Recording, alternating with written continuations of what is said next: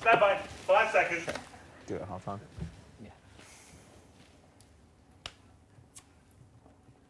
Hello everyone and welcome back to the Football Social. Today we have a very special guest for you, a Chelsea legend. It's Chelsea Rory over there. Not really, it's Jimmy Floyd Hasselbaink, 120 Premier League goals. How are you, sir? I'm very good. Thank you very much for joining us. Confident today regarding Bournemouth-Chelsea, our feature match? I would think so, even though the result last year was not that great, but I think they should be able to do it this time around. Terrible memories of Bournemouth. The corresponding fixture 3-0 to Bournemouth, of course. But joining us over there to guide us through the rest of the games, it's Dave Jackson, it's Patrick Van Straten, and it's Chelsea Rory. How are you feeling about today's feature game, sir? I'm feeling incredible. He's revolutionised the way we play football, and I'm feeling really positive about it. And if we can get a win today, that'll be 4 out of 4 going into the international breaks. That's what I was dreaming of when the fixtures were announced. So, yeah, feeling good. I think that'll be your best ever start to a Premier League season if it goes 4 out of 4. Yeah, I think it would be. Fingers crossed. Who could potentially end that run, Van Straten? Who's looking dangerous in Bournemouth starting XI, which we'll go over in a minute? I think that the left wing is a little bit dodgy for Chelsea. I think Marcos Alonso gets a lot of credit because of his attacking output, but defensively, he's kind of suspect for me, his positioning. He's not a natural left-back, he's a left wing-back. And so I think that if Ryan Fraser can get into that space behind him, that will be a problem. Ryan Fraser's a decent little player. He was a real problem for them last season. And I still maintain that I think Emerson will probably take that left-back spot over the course of the season. I just don't know when exactly it will happen. You've been saying that for a long time, haven't you? Much more of a natural well-rounded defender, maybe, Emerson, of course, after joining Roma. And guiding us through the rest of the games and social. Who said men can't multitask? It's Dave Jackson, everyone. I'm watching 4 games and I'm on the socials, so I've got quite a hectic afternoon in front of me. I just get to kick back with Jimmy. Perfect. It's quality, yeah. Perfect. Yeah, I'm watching Brighton versus Fulham, Palace versus Southampton, Everton Huddersfield, and Wolves versus West Ham. I actually fancy Bournemouth to get something against Chelsea, by the way. Which game out of those do you actually want to watch? Will you be focusing on? I mean, probably focusing on Jack Wilshere at West Ham. I really hope he actually starts to kick on a bit now. Still got a soft spot for him, haven't you? Let's go through the kickoffs. Kickoffs. Let's go through the starting lineups, even. Starting with Chelsea, right? So we've got Kepa in goal, no surprises there. Azpilicueta right back. Rudiger, Luiz, and Alonso make up the rest of the back 4. Kante, Jorginho, and Kovacic. That is a mean-looking midfield 3. Willian, Morata, and Hazard. Hazard, of course, coming in after being eased back into the side post-World Cup. Is he going to be their danger man? Do you see him putting Bournemouth to the sword today, Jimmy Floyd Hasselbaink? Well, the way that Hazard is at the moment in the state of mind is that he has got something to prove. In the season straight away after that. He came back last week, first start, saying that he was 200% fit. We all know that he is not yet, but his state of mind is saying that he's ready, you know. And look, he's the best player of Chelsea. Yeah. And he's the one that has to carry Chelsea, you know. And I think he can, and I think he has got the ability. I think he is somebody who wants to kick on his career, and he needs to now show that he can make them champion again. Talking of players who have something to prove, I guess. Morata, were you surprised that Chelsea let Batshuayi go out on loan, Tammy Abraham go to Villa?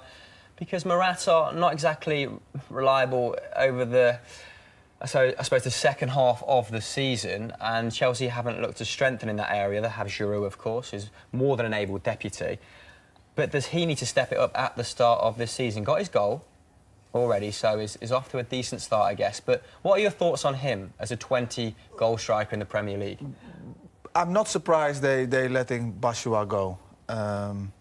Abraham needs games. He needs games, and he's not going to get that many games at Chelsea. So I do, in a way, understand it, even though I would have liked to see him stay and get a little bit more the Chelsea way. Morata has got a really important season ahead. The only problem is the way that Chelsea is playing at the moment. Will that suit Morata? Morata needs the space behind the defence. Chelsea is now, they have changed their style what I love, what I think is great, but it needs more a striker that can play with his back to the goal. Because during the season, they're not going to have a lot of games where the opposition is going to attack them. Opposition is going to sit deep. So you're not going to have a lot of space around. And Morata's first touch is not always been the best. OK, the point well made. Chelsea, Rory, let's move on to Bournemouth starting XI. Who do you think is going to cause you problems in this team? King and Wilson, right? Yeah, I think it's all about Wilson, isn't it? I just think he's got that kind of natural movement, and I could actually see him causing us problems because, as much as I think Sarri has done an incredible job, I think he's come in, he's really done it brilliantly in imposing his new ethos onto this Chelsea side. Where we're happened quickly, hasn't it? Yeah, massively. Quicker than you imagined? He came in, far quicker than I imagined. You know, prior to the season kicking off, I would have said anything that's a top 4 finish, like top 4 is a win, and obviously that is still the case. But I'm starting to dream a bit more now because I think the way that Sarri's got us playing, it's been beautiful, and he's only been there, a couple of months. So I am starting to be a bit optimistic. But if I were to pick flaws with this team, I think the flaws in our side could suit Bournemouth perfectly because David Luiz, Rudiger, Marcos Alonso, as you pointed out, has his detractors. I'm not one of them, by the way. I find it very offensive when anyone says anything bad about I'll be looking Marcos to offend Alonso. you as much as possible over the course of the next 2 hours. But equally, Cesar Azpilicueta, who's been Mr. Reliable for us, an incredible talent, and like one of the best bargains we've ever had. We got him from Marseille really cheap, and he's been brilliant ever since. But it's looked a bit shaky at the back, and I think that this Bournemouth side and Eddie Howe's brilliance and guidance will be looking at it thinking that they can exploit it. Yeah, potentially. They're playing a 3-4-3 today, of course. Aggressive, isn't it? A Very formation aggressive. you are very familiar with. I like that. Yeah. I really like that. Yeah. Jefferson Lerma in central midfield, spent big on him. Pato, do you know much about him? Do you think he's going to make a positive impact? I'm not wild about Lerma. He comes from Levante. He's a Colombian midfielder, and he's a defensive midfielder. His output was OK last season. I think it was about 4 tackles and interceptions a game. That's all right, but they spent a lot of money on him. They spent 25 million euros, which for Bournemouth is really a lot.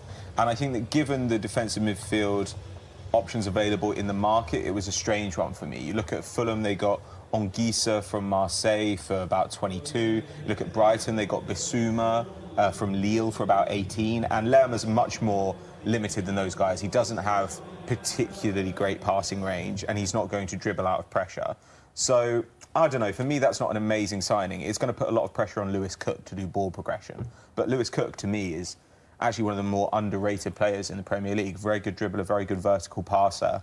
You've been touting him for Spurs for a little while now. Well, he was linked with Spurs this summer, and I thought that it actually wasn't a bad shout. He's always had good defensive output. He's very young, so he's got plenty of time to progress. I think he's 21 still. And, yeah, to have that skill set where he is press resistant, he is a decent passer, he can defend, he can cover a lot of ground, I do think that that's quite an interesting match for Pochettino's setup. But Lewis Cook will definitely get a move to a bigger club. The only question is when. But fortunately, he's got 2 or 3 years to make that happen. Yeah, I think he could be a really, really good player. Dave, thoughts on today's feature game as well as the rest of them? Yeah, I actually fancy Bournemouth to get something. I feel Chelsea might actually come unstuck. But I've got my first question from Social Corner. Let's do it. Are you ready for it? I guess this is for Jimmy and Rory. It's from Football Skills 21, great name, by the way, it's on YouTube. It says, how do you think Chelsea will do in the Europa League? Seminal moment, by the way. Dave delivering his first question, social question, on Football Daily, full stop. I feel like I need a horn or something every time I have a question. You appreciate this, Jimmy. But how do you think they'll do in the Europa League then, lads? I think it would be an important competition for them. Especially Scenes on screen now. Especially for the players that are not playing in the Premiership regularly. So it would be especially in the beginning, giving them the opportunity to get match fit and to get more confidence. And then if they get further, I would think that they would put in their big players, But it is a very important competition, I think. These are quality minutes, aren't they, for people like Ruben Loftus-Cheek, for those peripheral figures. I'm looking forward to it as a Celtic fan. Is this a blessing or a curse, the Europa League, for Chelsea? Mate, that question is... I just cannot... The second time I've disrespected you on the show. Second time. We've been going for 5 minutes. I find it very difficult to empathise with anyone who has a sneery attitude to any trophy. You know when people look down their nose at a trophy, oh, it's only the Carling Cup or it's only the Europa League? I don't get it at all. I remember when I was a kid in '98, Chelsea won. We beat Stuttgart in Stockholm. Gianfranco Zola scored. And I remember being a kid going mad. My dad went out there in like 2013, we went to Amsterdam, we beat Benfica. Winning that trophy was incredible, and I hope that we go all the way. And I've already booked my trip to Greece. I'm going to the Salonika game. Really excited. Love that. The guys are in the tunnel now. That was just on screen. That's Chelsea and Bournemouth lining up. Kick-off imminent. Should we get a few score predictions in, guys? What, for the main game? Why not, For the Chris? feature game. Come on. Thank you very much. It's what Smithy would do. R.I.P. Anyway, what do you think, Van Strauss? For this game, Chelsea-Bournemouth, 3-1. Why not? Well, our mates over at Sky Bet have Chelsea. Bournemouth to win 2-1 at 33-1. Given what happened last season, worth a flutter. Definitely worth a fiver, that is. They haven't been... In the words of Dave Jackson. They haven't been impeccable defensively so far, Chelsea. They're still getting up to speed, aren't they? Pretty ropey against Arsenal. And the Newcastle game, Newcastle didn't create a lot, but anything could have happened in that match. I don't know, 2 goals for Bournemouth. Do you know what, though? I took a lot of pride in that one because things had gone so badly. Like, we dominated the game. They got back into it. You're away from home. It feels like it's all going a little bit wrong. And we had the grit and determination to still get the 3 points. I think that's a great sign. But also, normally, Chelsea doesn't go to Newcastle and win. Yeah, It's majority of time is such a difficult place. Well, away against Benitez as well is rough. Maybe once or maybe once, but it is such a difficult place to go. Yeah. And for them to do that, it might be a very good season. And they last season as well. It's going to come down to who's playing right wing. Like, it's Willian today, but in that game, what you saw, because Azpilicueta isn't a natural kind of attacking right back, and Marcos Alonso is a little bit slower, they need that person playing on the right-hand side in that Callejon role to stay out there and give some width. And Pedro kept wanting to tuck in, and then at one stage, he actually pulled out, kept the width outside the fullback, and immediately a big chance came from Morata. So I actually think Newcastle got a bit of unfair stick that game for the tactics they adopted. But we're going to move around the grounds now. Where else are you taking as people in the gallery? West Ham, forever blowing bubbles. There they are, classic. I actually think this is going to be one of the better fixtures of the day. Wolves, very impressive, particularly away from home at the start of the season, deserve much more out of that game against Leicester at the King Power. Dave Jackson, what do you make of their chances? What do you make of this game? You'll be watching this while I'm coming over to you, big man. Thank you very much. I think West Ham win this quite comfortably. Oh, Arnautovic at it. I feel like they should have got something against us last week. Like we were very poor, and West Ham in patches were actually very good, but they didn't. Obviously they didn't take their chances. I think they'll get their first win under the belt today. Okay. West Ham to beat Wolves. Cool. I think we are. Are we still at West Ham? Oh, we're going to Crystal Palace, guys. Live footage from Palace. Now, I've never been down to Selhurst Park. How's the atmosphere? Any of you guys sampled it? Because I've heard it's quite It's good. intense. It's boisterous, I've heard. Beautiful old experience. It's a beautiful old ground. I have so much time for it. You know those, like, give me a Selhurst Park or a Loftus Road over St Mary's or Rico or whatever. I like those old style grounds. I think that they have a lot of history and a lot of ambience and atmosphere. And yeah, it's lively. It's a good away day. It's very inconvenient for me personally. I don't know if you care about that. I think I can get to Villa Park easier than I can get to Selhurst Park. You enjoyed a lot of success playing London clubs. I think you scored, a bunch against Tottenham, against Arsenal. Mate, you've got to talk about that. What was your favourite ground playing in the capital? Playing in the capital, I should say. In the capital, I think the old Arsenal ground. I loved that ground because of how the pitch just was, and it was always so. It's like a carpet. Oh, it was just amazing. Didn't do really great there, but the atmosphere was amazing. What about Goodison Park? I love. Have a good time there? That is my favourite stadium in England. Oh, really? Why is that? Just because of the atmosphere and the hostileness when you play there. It's quite like close the within feeling the fans. and Did that gauge a better performance from you? For me, yeah. it fires you up, doesn't it? It fires It's you against up. the wall stuff. Right, we have just kicked off in our feature game, lads. So this is where our focus is going to be. Like I said, Pato and Dave taking care of the rest of the games. Chelsea Rory. Nathan Ake on the ball. Well, not on the ball there, sorry, but in the Bournemouth side. Yeah. You have the right to buy him back. He's someone that impresses me consistently for Bournemouth. Look, Thoughts on him? I agree. I think he's a very good player. And I think that you could make quite a valid case for him playing left-back ahead of Marcus Alonso. I wouldn't agree with that because of how much I love Marcus Alonso. But I think that you could make that case. And I just think he's very unlucky with his time at Chelsea. I think it's circumstance. I didn't understand that transfer. Yeah. I didn't understand. 15 million. No, Wasn't exactly lucrative either. Forget about the amount. Forget about the amount. Done. Because last year they were playing 3 at the back. Yes. And they didn't have a left-footed centre half. Yeah. And he could play left centre half in a 3, and he could also play left wing back. Yeah. You know, so and he was good.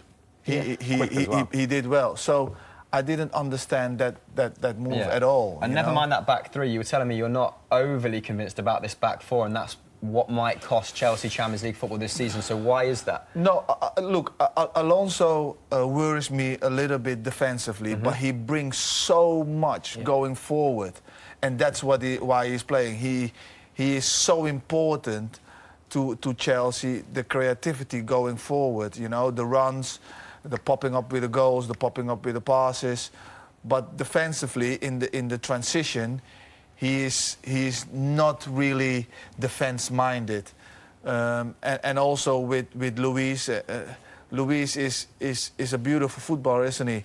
You know, a lovely passer. If you keep the ball 90 minutes of the game, Bournemouth are in here. It is. If you keep the ball 90 minutes of the game, then it's not a problem. But we all know that never happens. There will be moments that you have to defend. I mean, this ties in now perfectly with what you're saying. Where's Marcus Alonso? No idea. Alonso's missing. Louise, little failed pass there into the central of midfield. But Ryan Fraser could get this left-hand side right. Yeah. Bournemouth is going to be dangerous in this match because they are pressing and they have got lots of energy. And every ball that they win in the opposition's half, they're straight away going to pass forward. Yeah. And it's straight away a counter-attack. And Chelsea's open. So that's going to be the danger for Chelsea today. I think that's how people are going to try and play against Chelsea as well. They're going to look at it and think the best way to play against Chelsea is to attack them because our most vulnerable part of the pitch is the back line. Yeah. So I think that everybody's going to come into a game against Chelsea and think, right, let's get them on the back, get them facing their own goal. This is the disadvantage, right, of having such regular managerial turnover, which is that you build a squad for a certain type of manager, a certain kind of system, and then somebody else comes in. So at the moment, your defensive talent is arguably better suited for a back 3 than a back 4. That is where English clubs go wrong. Yeah. Lack of bit of foresight, yeah? No, because of director of football? No. English clubs, they don't have really an identity. Sure. You know, Southampton has, Bournemouth has now, Swansea has. You know how they're going to play. Yeah. And they find. Sorry. Until Mark Hughes takes over. No, but they find then a manager that fits with them. Yeah. You understand? Instead and you recruit for that system. The way you want to play. Yeah. But what happens? The manager comes and he wants to change everything, and all them players need to go, and then he gets sacked. And then another manager comes with a totally different idea, and those players who were there now need to go. And you know, so you have all the time. The most emphatic example of that is probably your countryman, De Boer at Crystal Palace last season. Came into a very pragmatic side. Wasn't necessarily backed in terms of squad turnover. Signed a couple of players, didn't he? Yeah. And whilst he had a very good time of it at Ajax, just fizzled out very he has his beliefs how the game has to be played. Yeah. But he came after Sam Allardyce. Exactly. And exactly. Before that. You know, and there's no coming back from that. There's no right or wrong, because Sam Allardyce gets his results his way. That's how he sees football. But then when Sam Allardyce went, they should have found somebody with more or less the same kind of characteristics. Or if you're going to try and change the remit entirely, you can't give someone 6 games. Yeah. If you're going to try, but was the change not too big, too extreme. Right, yeah. I suppose do it gradually, yeah. Yeah. So do you think then that managers have too much power overall in the UK? No, I don't think that managers have got enough power. Ooh. Interesting. Okay. Because you can turn it the other way. Okay. Because they get sacked. Yeah. Sure, Okay. but I mean, from the point of view of like they come in and they say, well, I want to have control over transfers, I want to fantastic run goal. recruitment. Yeah, but they get control and they know that they have to change because that's their style. Yeah. But they don't get the time to get it. Yeah, well, I agree with that. I mean, this is the thing at Chelsea, right? Chelsea fans constantly say, oh, well, why do our young players not get a chance in the first team? Well, when a manager knows they can be sacked for one bad season, why would they risk blood grooming youngsters? players, They're going to play yeah. experienced guys. Yeah. Because they have then more chance of winning. Yeah, exactly. Yeah. Do you see that incident that we just had there? David Luiz chipped a fantastic ball through. That little incident there is a microcosm of why David Luiz is so valuable to this team. Lots of Chelsea fans will say, oh, Christensen should be playing, David Luiz is too error prone, you look at what happened last week against Newcastle. But what he did there, David Luiz can play. He's a centre half who plays two positions. He does what John Terry used to do for Chelsea, which is defend resolutely 90% of the time. But then he can also bring the ball forward and do the Cesc Fabregas role, start our attacks, play the ball out. He's also a much more complete player after So coming good. back from PSG, right? I think people still think of him. Mate, the in year the that we same won the league sense. with Conte, he was incredible. I think he's a back three centre back to me. Yes, first I of think all, so as yeah. well. But I think you should not compare him with John Terry. No, just in terms... Because We did Jimmy's dream five-a-side team earlier. Who was it, Jim? Edwin van der Sar, John Terry. Davids and Goodjohnson. But the thing is, John Terry, he could play a pass. Yeah, He that could play a left-footed pass. ball over to Ashley Cole But was he incredible, was he was always ready to defend, Yeah, absolutely. and I don't think that Luis is. Yeah, I know what you mean, he switches off. You Can I know? ask you a question? Is this true? Did you used to speak in Dutch to Ida Johnson when Yeah. you played up front? Yeah. I didn't believe my mate. He told me that. I thought he was Yeah. lying to me. No, it's Seems- not. Because he Johnson used went to for PSV, right? Yes. Right. And that was those were in the days when it went. Their striker depth was Luke Nilis, Ronaldo, and then Ida Goodjohnson when Ida Goodjohnson was a teenager. Amazing team. Wow. Ronaldo Yeah. talking about his partnership with Nilis, saying he just helped him so much at the start of his career. Really? Ronaldo said Luke Nilis Nilis was the was a best player, player. right? Really, really was a interesting, player. yeah. You remember when he was at Villa, he broke his leg? Yeah, that's right. Yeah, that was I remember, horrific. Was a player. Talking of horrifitic, Dave Jackson. There is Does anything happen in these games because they look quite flat? Absolutely nothing. Both, all 8 teams have basically just started, and there's been no action whatsoever. There was a yellow card for a Huddersfield player after a bit of a rogue challenge on an Everton player, but that's literally it. There is nothing. Can you give us an update on Nuno Espirito Santo's beard? I was It's literally just it's going to ask you, unbelievable. is he your beard idol? It's gorgeous. He looks like sort of Santa's handsome cousin from Portugal. But I do have a great question from, his name is Devones on the old YouTube, and he said, what was Jimmy's favourite goal for Chelsea? Oh, you can't ask me that. Do you know, I watched all 84 of them in the league this morning lying in bed, and you must have scored 6 goals from inside the box, and the rest were absolute humdingers. I could answer this brilliantly. 2 headers in there, and the rest were from 35 yards. No, there are a few more headers than that. Come on. Fraud. Yeah. It's a very difficult question. I've been dreaming to What, ask the you this. Man It's got United to one? be... No, the Man United is obviously the contender, but the best thing that I could... it's one of my favourite things that's ever happened to me as a Chelsea fan. We had a bad day against Tottenham, and then we battered them 4-0 twice in a week. And that hat-trick... the most perfect hat-trick. If anyone hasn't seen this hat-trick, they have to go onto YouTube and Google it. It's incredible. It's the most perfect hat-trick you will ever see against Tottenham. Was it left foot, right foot header? 4-0 twice in 3 Because days. he never scored headers. Left foot, right foot. One of the Left foot, right headers. foot One of the headers. 50% of the headers. It was so good. It was incredible. I can't give you an answer. Which goal? No? No. All I right, can. I watched them all this morning. What about the first one in the Champions League? Was against Viking. Weirdly enough, I can remember that because shortly after I bought my first Chelsea shirt, and I think it was the first time Chelsea it was a qualifier, right, for the Champions League, and I think you ended up losing to them, and I was devastated. Away. So I remember being in the playground thinking, I've picked the wrong side here. I've put them the wrong London-based side. But let's go for another question, Damo. Another question. It's one about Loftus-Cheek. So he's been called up to England squad. Yeah, Ross Barkley hasn't. But Sarri seems to. But yeah, he basically seems to prefer Barkley. So you know who's right, who's like wrong there. Should Loftus-Cheek be in the squad? Should Ross Barkley be in the England squad? That's basically the question. Opening the floor to you, Jim. Ross Barkley. I am a big lover of Loftus-Cheek. Yeah. I think he's amazing, and I think he will play more games than Barkley. Interestingly, he seemed to challenge Ruben Loftus-Cheek yesterday. He said he needs to get better in the system that he's playing now. But why I'm saying that is because Barkley started the pre-season from day one. Loftus-Cheek came later, so he was already ahead physically, and obviously in the system. Yes, he is a raw diamond, you know. But I think I just like him. He's just got everything. He's got the power. He's got the technique. He scores goals. How he played last year for Crystal Palace was amazing. Yeah. But then he had a manager who believed in him, you know, and he needs to make Sarri believe in him.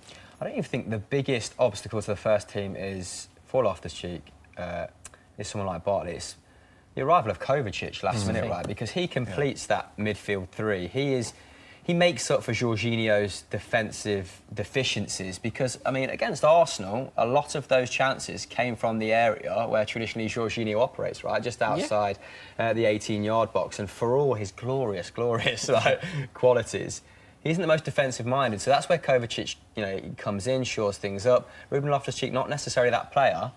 PVS and Rory, would he have to kind of convert him into a right or left winger, much like he was at Palace? He played on the left, didn't he? No, I think Ruben Loftus-Cheek will become like a fantastic central midfielder. I think that's okay. what he will do. Yeah, in the three, yeah? He will boss games in it. He's very versatile. Eh? Yeah, he can play on the right wing. He can play on the left wing. He can play in a 4-4-2 on the left or right.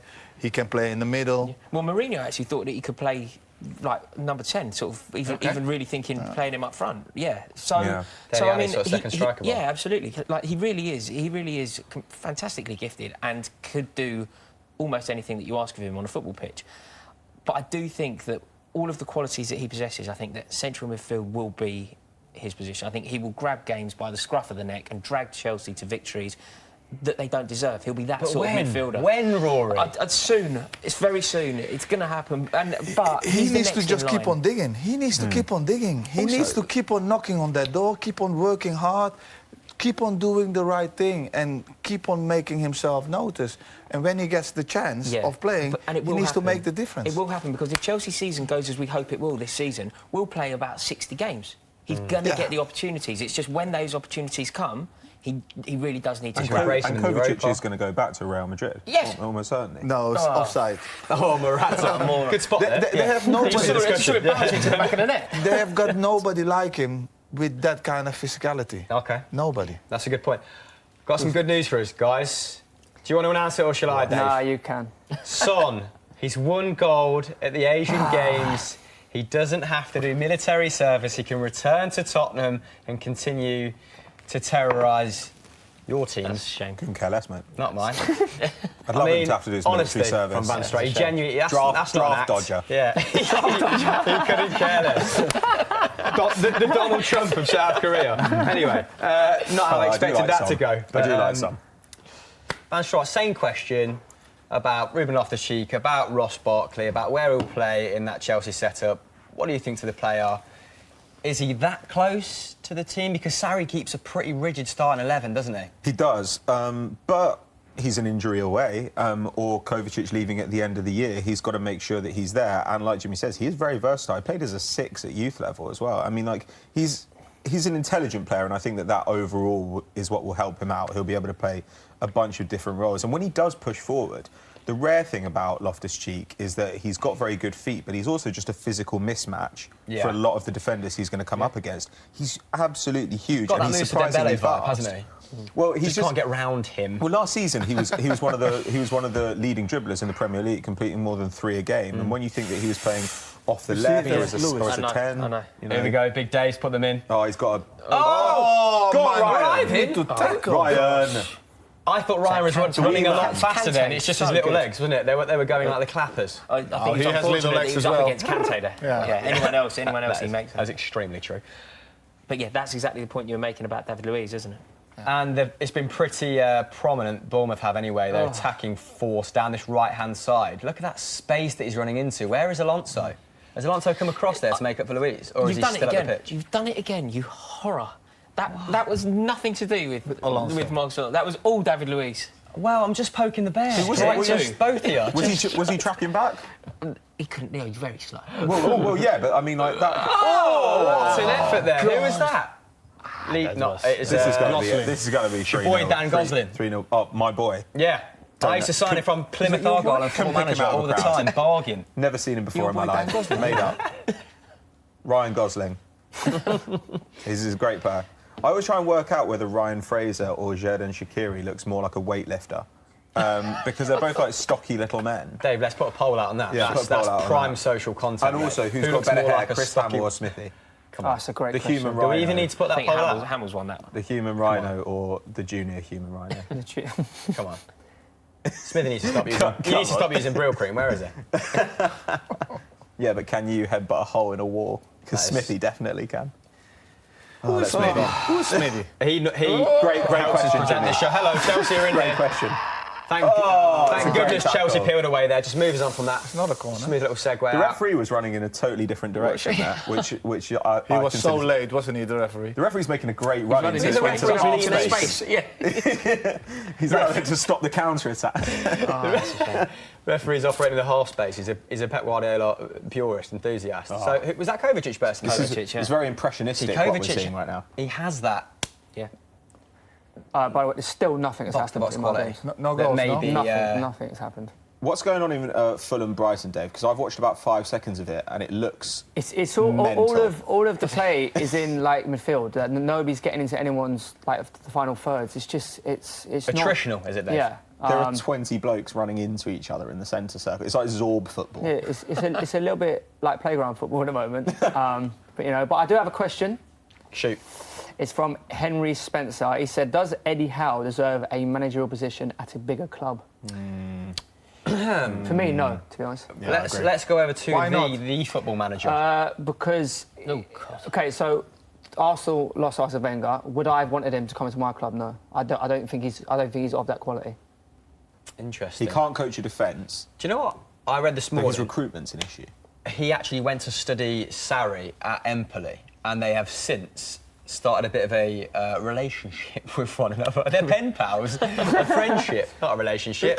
Breaking. No. Are you talking to... Are you joking? Or are you... No, Empoli. So he went to watch him at Empoli. They started a little friendship since, and Sarri has actually said this week that he thinks Eddie Howe will make a big impression on British football. Don't worry. I don't think he's a bad manager. But he's just in not the there status. yet, in your opinion. Yeah. Okay, so how much longer does he need to manage for it? Well, I Bournemouth? Dave? think What else does he need to I think do? he has to win something. Maybe. That's a bit much. With Bournemouth? That's what I'm saying. So maybe he has to go. Maybe to like Stepping stone in between.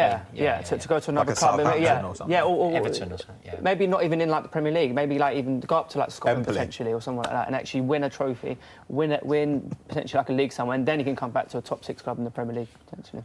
Okay. And what do you make of that? I think he's... Do you think we're being harsh? I think so, yeah. I think Arsenal needs somebody like that. What, as opposed to Unai Emery? No, You're not a fan of Emery? some. Yeah, I am. Okay. But I think they are more or less the same. Only Emery is a little bit further ahead.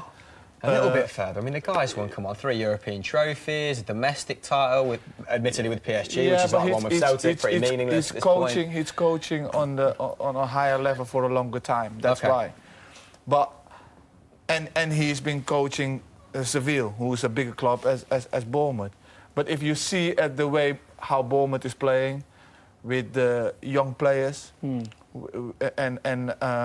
what kind of style, that's what you have to look at, you know, and the messages that are coming out of Bournemouth from the players. You never hear trouble, you never hear something bad. when they have got a string of Consummate pro, yeah. of bad games, they stick with their plan. You know. Do you think he's punching above his weight? Given that sometimes when I remember the size of Bournemouth, 14,000-seater stadium, quite an obscure club to have been in the Premier League as long as they have. They've got quite a lot of Russian Is money. he punching above his weight? They have. But you have to think about all those things. Yes, of course they have. They are punching above their weight. It's a small club. It's a small club. Yes, they have got this year. They have spent in Lerma how much? How many 25, million? 25. But before that, they didn't. You know, and this is their third season in the Premiership. Yeah. So, you know, he knows what he's doing. Isn't it? Yeah, I agree. And they have done it in style. Yeah. Look how Cardiff is now trying to stay in the league. Yeah. They try to do it in a totally different way, but they're not getting any. They don't have a point yet, or they have 1 point at the moment. Yeah. You know, but they haven't scored yet. Yeah. You know, mate, so I agree with you, Jimmy. And they played three of the worst sides in the league. It's a poor man's Ian Holloway. No, I'm kidding. I'm kidding. He's a rich man's Ian Holloway. Yeah, That's no, true. I agree. I think not he's a done fan. an incredible job there, Eddie Howe. And I think it's a testament to how well he's done. The fact that nobody would even consider Bournemouth as a contender to go down, would they? Nobody would I even... 100% would. OK, one person may. Definitely. Everybody seems Bournemouth to go down this I don't know what I'm I talking wouldn't about. bet on it, but I think they'll be in that group of teams struggling not to go down. They're not a safe mid-table side to me. There's Their defence last only season one was... side nailed on to go down, isn't there? And that is I Cardiff. don't know, Huddersfield are not far away. But they're in that group. Yeah. They're in the group of 5 or 6. I don't think that Bournemouth is in that group. I think Bournemouth is just out of good what I'm saying, just out of that group. But they are an injury to one of their key personnel away from being firmly within that group. If Josh King gets injured, who scores the goals? Callum Wilson a little bit few and They've far got between Defoe with his as well out. on the bench. The defence as well. Who are their defensive options? Should a Daniels get injured?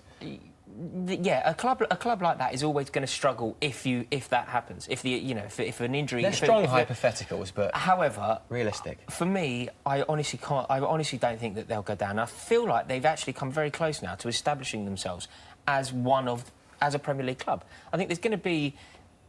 In a few more years, there's going to be a generation of football fans who only know Bournemouth as a Premier League club. Poor souls. I thought that was to my comment. Just generally poor. Have we got any more questions, David? I think it's great for football, for the Premiership, that a club like Bournemouth can stay and sustain themselves in the Premiership. It gives the others hope. Here we go. Was that Jorginho arriving late? Yeah. This is amazing, watching a game with Rory. He really feels everything, you know. How many passes will Jorginho complete today? Probably 12. Yeah, he's none. 178 or 158 What against was the last Newcastle. time? Ridiculous. But Bournemouth aren't going to let them have all the ball like Newcastle did. Bournemouth are going to try and get on the ball a little bit more, right? What is he doing with those passes? Where are those passes going? That's what you need to ask. Yeah, there is. You could. Are you implying they're just going side to side, Jimmy? No, They're not meaningful passes? No, sometimes you start the play and it has to go side to side the first 3 times. But I want to judge him when it has to be a critical pass. Yeah. You know, the pass forward, the pass. That is where I want to. There's about 1.5 key passes from that deep line position last that's season for Napoli. Yeah, well, which that's is really good. That's great. But I think he's going to he's had a really interesting effect, at least at the start of the season, on Kante, hasn't he? That Kante's much more progressive in this side. He's pushing him on. Yeah. He's the midfield general now, isn't he? So maybe we see Kante get some more goals this season. Equally, his finishing is pretty woeful. He's got one already. He bobbled it in. They all count. They all count. They all count. There's no such thing as a bad goal. But yeah, it weird. doesn't fit. I don't think this Kante as a forward-thinking as a sort of like midfielder. hybrid number 8, like 6'8". Yeah. What he brings more energy for the forwards. Yes. He brings more depth. Yes. Because he can run forever. Yes. You know, so. Oh. But then also. They've got a penalty at Brighton. Oh, hello, Jimmy. Sorry, cutting you short. If we go over to Dave, there's a penalty. Penalty for It who? was a very cheap... For Brighton against Fulham, I believe. Is that Very new boy cheap Vieto tackle get from it away? Vieto. Yeah, the striker was out on the side of Great ball. a kind of like no. it's just very, very cheap. Kind of like I think there's can't no believe need. The player wasn't really going anywhere. Can't believe this has He just kind of dived in, and now it's a pen to Brighton. Who do you think will take it? Glenn Murray. Of course. You think? Yeah. Yeah. The boy. He is hovering over the 12 And he will yard go spot to now. the left of generous. the goalkeeper. Yeah? I don't know. So you're a Glenn Murray aficionado then. I was going to say, this is obscure. OK, let's stay with the Brighton-Fulham game. While they're taking this penalty, a little bit of deliberation going on. Oh, it's nice, Pascal Gross. Pascal Gross is my dream team. Get in there, Jimmy. I would love Brighton to win this game. I think Brighton's recruitment has been fantastic. Like getting Ali Reza Jahanbakhsh off Arsed. There we go. Pascal Gross. It's a save. Oh, It's a my save. goodness. I It told was you a poor that. penalty, to be I fair. just want a goal to go in anywhere. Don't we all? Anywhere. Oh, dear. Who's in the Imagine goal? if football was Who's good. in the goal? What a great save. What a world that would be. Oh, slick move from Poor Bournemouth. penalty or good save, lads? No, Mark penalty. Alonso not I think defending that's again. a really He good was save, already to be honest. down. You didn't miss many penalties, did you, Jim? No. Horrible player. Some of them are still travelling, apparently. Rumours would have it. Anyway, let's go back to Social Corner. David, any more questions? Yes, there is from /Crow Gaming. He said, "Who is the biggest underdog this season?" In terms of challenging for the title? I think which like team is the biggest underdog? Well, I guess it's who spent the least. I would imagine. So But, who's going to overperform, maybe? Yeah. I do think that they're going to win it, though. Who spent the less? You think they're going to? Really? Yeah. Manchester City. No. Spurs. Spurs. You think You Spurs going to will win this say that? title? You've gone. Jimmy, mate, drop come the on, mic. you can't You've do Jimmy, that. it's Ridiculous. Hasselbaink. Get him out. How about that? You can't. Sidwell didn't say anything like that. No, it's a ridiculous No, statement. let's. Would you think give him they're the gonna floor win. No, it's as to why? Come on, Jim. Clinton Just Morrison call would yourself. never have said If you look at all the seasons before, Tottenham has always started a little bit slow. This year they've started house on fire, and in the middle of the season they are the strongest. Yeah, that is where they kick on. Oh gosh, this is You know? horrible. I don't know what's happening here. my hero's telling me Tottenham are going to win the league. This is just painful. Their squad's thinner though, isn't it? Like if they got an injury to a key Spurs player would be We've been more s- costly than an injury to Yeah. a key City player. I But think, we have been for saying instance. that for years. They still get through it. But they also don't win the league. They don't win the league. Yeah. Sonny's coming back, Van Straten. That's why he's saying He's it. coming back with a medal and a rifle. I think this year is going to be. They're going to be there, or very. The continuity's there, I right? really Lucas- think that if somebody is going to beat Man City, it's going to be Tottenham, Yeah. not Liverpool. I mean, if Lucas Moura really comes to the fore, Son comes back, all of a sudden they are much less dependent on Harry Kane. But you do worry if Eriksen gets injured, who's going to pick up that creative role in midfield? If They've got enough. maybe Alderweireld or Vertonghen. Harry Winks, I'm a big fan of Harry Yeah, Winks. they've got enough. I'd honestly fancy them more in the Champions League than in the league. Interesting. Because Yeah. you know how good they are over two games. Yeah. They're such a good defensive side. Absolutely battered Real Madrid last season, who then went on to win it.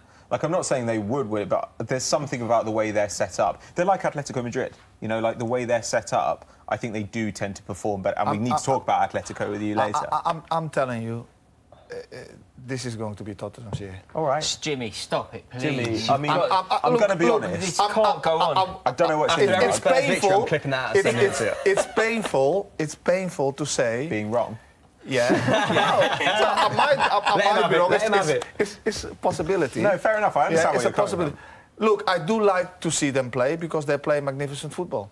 You Yeah. know, and we love football. That's what it is about. You know. OK, Jimmy, give us your top four. My top four. So I Spurs, think Bournemouth. Spurs of Man City. Yeah. Yeah, OK. So Spurs, then Man City we're going Yeah. with. Liverpool, Liverpool third, OK. Chelsea. Chelsea. That would be my top four, but in a different order. Yeah. Like, Go on. I think United and Arsenal will be the ones to miss out. City. Do we not all agree with Yes. Liverpool, that? It's all right, Dave. then Tottenham, then Chelsea would be my top four. I might put Chelsea third. Interesting. Because the same argument as Jimmy's making, like Chelsea are still in transition, yet they've taken 9 points from their first 3 games. You know, if you're picking those points up when you're still getting in shape, then once the system's really rolling, it should be quite easy for them to carry on. You know, they've got a huge advantage over Arsenal and United now. You know, a 6-point advantage after 3 games of the season is almost insurmountable. Pep Guardiola says the league's a one. Oh. Hello. Rubbish. Leagues are won in the first 8 games and the last 8 games. So yes, if you continue to have this imperious start, you could just extend that though, can't you? Yeah, just yeah. like Leeds are won in the first 19 games. Look at that. That started with Luis again. Luis, yeah. Not being I do strong see- enough, oh, and he's sure. running I away should have from scored Luis. there, yeah. It's just a bad Matteo Guendouzi. Do you know what though, Jimmy? Going back to that Tottenham point, do these facts not make you think that it's very unlikely? Livid. 2 League Cups since 1991, 2 What? titles in 120 years in existence. Yeah. They're What's not. he talking about? No, come on, you're a very sensible That's like bloke. saying, why can City win the title? Why did City win the title in 2011-12? Because they hadn't won it in like 40, 50 years. Well, different manager, different players, and why did completely Leicester different. win it? Oh, Yeah, it's just Lovely ridiculous. It's build-up just play not down how the it edge of the works. I think Pochettino is an incredible manager. He really is. And their striker, I mean, I Harry just Kane's out as well. think they have got a lot of continuity. Yeah. Yeah. Same team Yes. together. Yes, Oh, it brilliant. is they majority of the sign- time the 11 that is. But Yes. if they can keep that 11 as much as possible together, I think they're going to be a big force. Do you think their home forms, the fact that they haven't got a home ground, is that going to play an issue this season? I don't think Wembley is an issue anymore. They've It used to adjusted, be an haven't issue, they, but it's not an issue anymore. I think if they'd signed a superstar midfielder to maybe cover Moussa Dembele when potentially his legs... I agree with this. Not give out, that's harsh, but he's not going to be Fall able to off. play a 40, 50 game season. He said that himself, and that was why he was touted for big money moves to Serie A. Then I might be on the Jimmy bandwagon here. I might be pro-Spurs, but I wanted them to see them sign someone like a Kovacic. I think he could potentially make the difference in terms don't of need a Kovacic. Chelsea finishing above They- Tottenham. they- I think they do need another central midfielder. No, they don't. Dyer can play What do there. you know? You're only a Premier League legend. You've only managed 3 clubs. I'm on YouTube, right? But Moussa Sissoko is rubbish though, Jimmy. Yeah, I think that's harsh.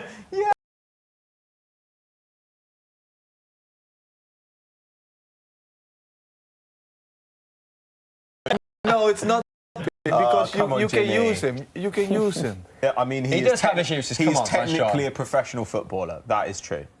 But I'm not on the Hassel bandwagon here. I think they have can't got do it. I think they have got the best right back in the Premiership. I think they You have big fan got of the Trippier? best. Oh yeah, always been. Yeah? Even before he was playing in the. Why suspend for Burnley? Yeah, And why was that? What qualities do you like in Trippier? because he could cross. He could cross Just the really, delivery. really well. Was he just Delivery. it's just a And forward's go- dream, right? And going forward, he's magnificent. Who's the best fullback you played with? great question. Mario Melchior. Interesting. yeah. Interesting.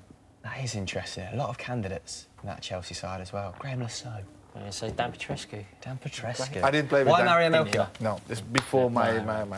Who else would you? Because he used to understand me where I wanted the ball, how I wanted the ball, and you know, when he had the ball on the right, I was an outlet for him. Like the Charity Shield against Manchester United at Wembley. Just Look like at that. this recall. Just like that. Hey, He's like that. I remember it like that. Encyclopedic. Unbelievable. Yeah. I'm What about getting in the Dutch news in my setup? ear. I feel like Jason Statham today with this strapped in. That your old teammate Frank Lampard's Derby have taken the lead. Good. Which is good for Nice. him because rocky results recently.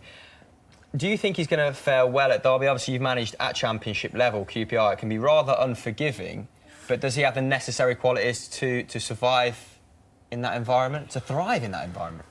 I think he's tough enough. Yeah? Yeah, mentally he's tough enough. Look, not everything is going to go right for him straight away in his career, and I think he has seen that in his playing career.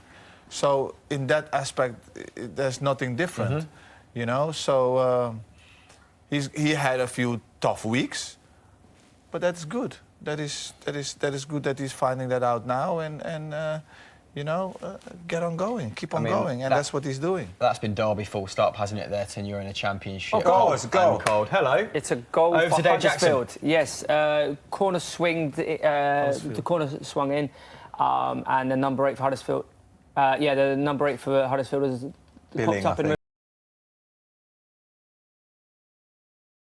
think. Billman. The Bill Meister General. Yeah. He's got a lovely hairdo, by the way. I love lovely that. The replay is taking forever to come on, but Yeah. we'll get there eventually. I'll be Who honest, took the set it piece? wasn't the best defender from Everton. Okay, here we go. There, on the top. He's basically just been able to run in from so easy. outside to come in, and it was basically a free header, so not really the best defender from Everton there. I mean, I would ask you about that goal, Jimmy, but it was a header, so I think we'll just not a 35-yard screamer. So I think There's no need we'll for just sack it. Well, I mean, that was true. Cheap. Kovacic has absolutely killed people there. Hello, Chelsea are in. That's just narrowly pulled wide by Kovacic. He's got a Running good power. acceleration, isn't Yeah, he? rapid, really good. rapid. I've Look just at thought this. of See another that? one, Jimmy. Filbert Street in a 2-1 defeat. Yes. Header. Against A Jimmy Floyd Leicester. Hasselbaink header. Even the Chelsea encyclopedia over here has had to take time out whilst the rest of us were talking to 2-1 remember your defeat. headlines. Against 2-1 Everton, defeat. header. Oh, okay. A Callum Davidson winner. I mean, you did This score is about amazing. 120. So What's there you go. happening? What? So you didn't actually answer. I mean, you said it was impossible to pick, but surely you have a couple then, a couple that you always look back on fondly. Yes. Goal. Another goal. Everton. I'm not even finished asking my gosh, question. That is how They were quick. still celebrating. Huddersfield was still celebrating, and Oh my they've God. equalised. Is that Everton Calvert-Lewin? Yeah, the Cameron. It was a lovely ball swinged in from the left. He's basically got his head on it, and he's beat the keeper. It's actually a very, very good finish with his head, Jimmy. How many goals Huddersfield get have scored been after another goal? Straight after, yeah. Yeah. So yeah, it's now 1-1 in that game. So game on. defensively lax Huddersfield big Here time. we go. Oh, A manager must be Lucas so Digne. furious when their team concede like that. Oh, lovely ball from Lucas Digne. Oh, he's got Is a that hand, the yeah. first time he's been included in the side? He's replaced Leighton Baines today, their new summer signing from Barcelona. Oh, keeper might be a That's bit a lovely ball. disappointed in this. That was a lovely, lovely cross in there, wasn't it, from the left? Oh, Morata. Well first done. time, Morata. Right, back to our feature game. Chelsea versus Bournemouth. Go It is on. still 0-0. Oh. Pressure looking pretty ominous from Chelsea. They've been camped in Bournemouth's half for large parts of this first half. The press is looking decent. However, this right-hand side again, Marcos Alonso defensively suspect. Light with... Oh, Stop it. Marcus Alonso's got no idea. was that what's Josh going on. King with a little bit of skill? Lovely Stop it. dribbling. Bournemouth is very dangerous in the transition, and they are quick out. Not great here. Something Eddie Howe's obviously Yeah, incorporated into this side. Deserves a got lot of runners. credit for that. They've got runners, a lot of quick runners, off the ball and on the ball. I've got a great question from Paul Inner's Demon, right? Yep. Which is a great name. He said, who is the best player Jimmy has played against? Ooh, good question. This could be Against. anyone. Cheers, Paul. Paulie, Rio Ferdinand or Sol Campbell? Yeah? Fair. He's a soul man. Fair. why is pourquoi? Pourquoi?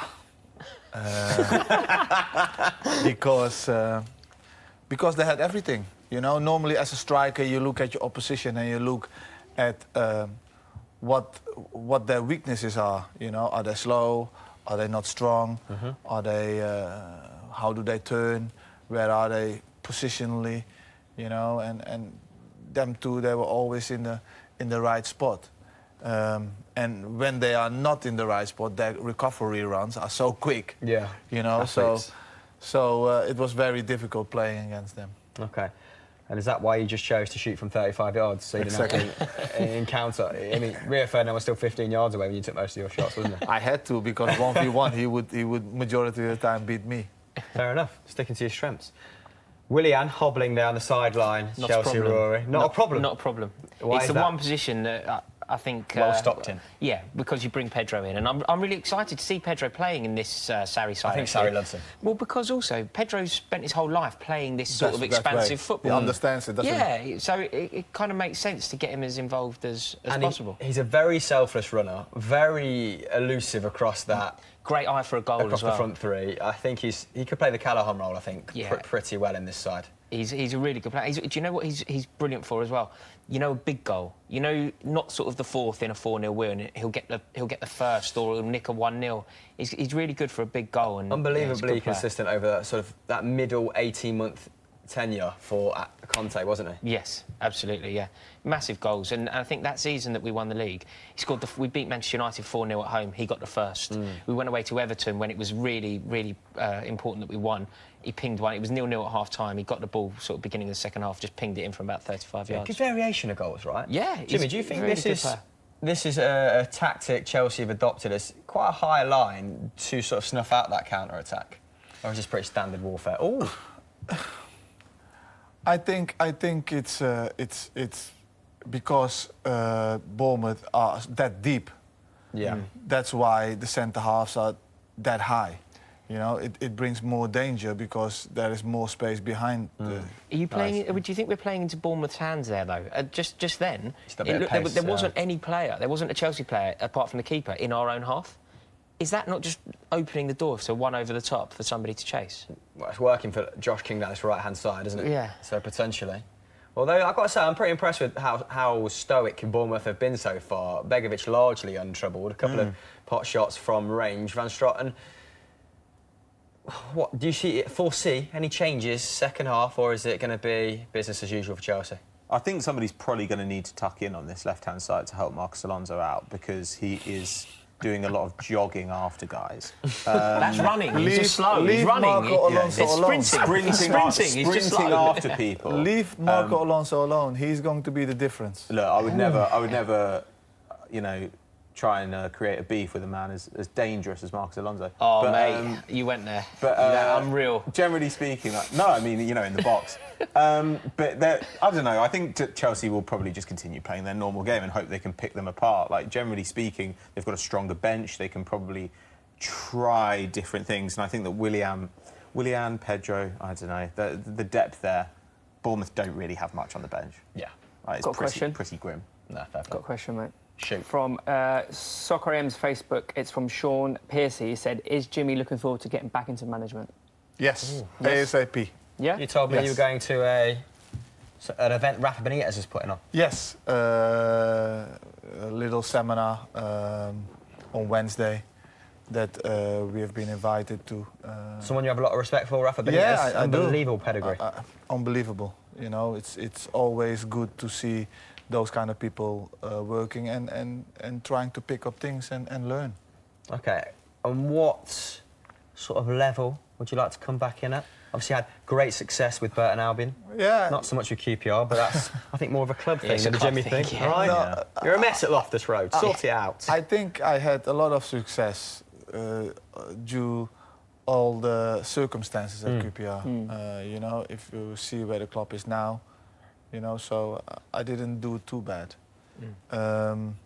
Look, I want a challenge. I want to challenge a club thinking forward. Okay. You know, Without in the prying right too way. much, why didn't it work for you at QPR eventually? Obviously, you have to be diplomatic about this. Look at that wry smile. But I've got to ask. we don't have to be diplomatic about it. It's right. just Spill the beans then. it's just how it was. My ideas were different than the owners. Okay. You know, so Different vision. That is quite diplomatic. I think that we had to go a certain way, and they are thinking that we should have gone a different way. Simple as that. Fair play. I won't press any more buttons. But so you think what Championship level, League One? I just want a good. Still in England? Preferably, but I don't mind having something abroad. Okay. And what league would suit you? What other style I think would you see yourself assimilating to quickly? As a country, Yeah.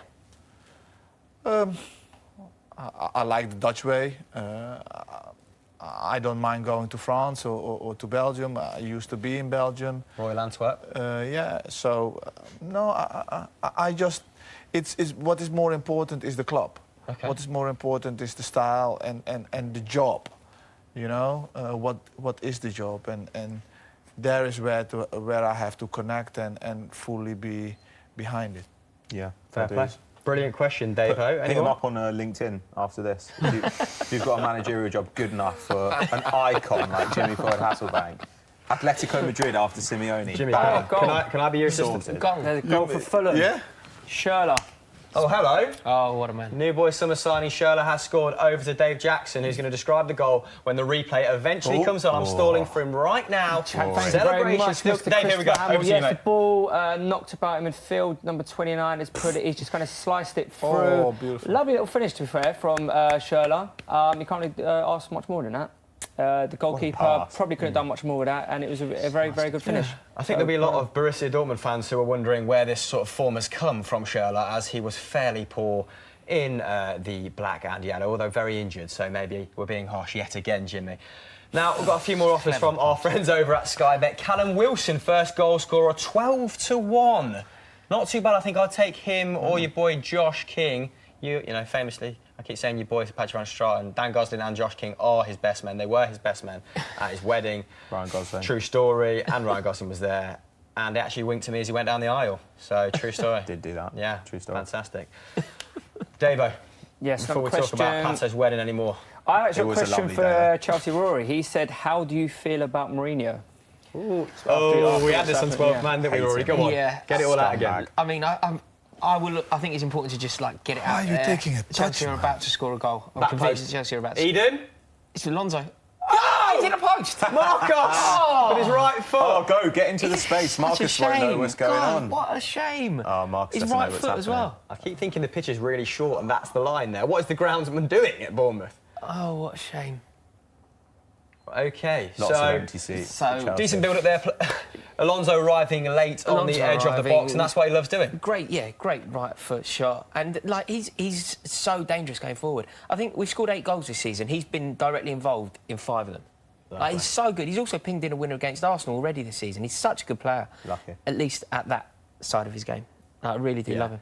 Him and Victor Moses must have been devastated when Conte left because they were just perfect wing-backs, weren't they? Yeah. Right, and it's fallen back into for Begovic's sure. hands. So back to the question. Oh, Mourinho. In hand, Jose Mourinho. How do you feel about him? Because he's, I mean, meltdown's strong, but No, it's a meltdown. I don't think it is strong. I think it is a meltdown. And he's one of Terrible your man. heroes as well. Yeah, he Crack he on. was. I think it's important before we kind of delve into this to just Prefix acknowledge that I will forever love Mourinho for what he did. I was at the Reebok when Frank Lampard rounded Jääskeläinen and I saw Chelsea win the league, something I thought would never, ever happen in my lifetime.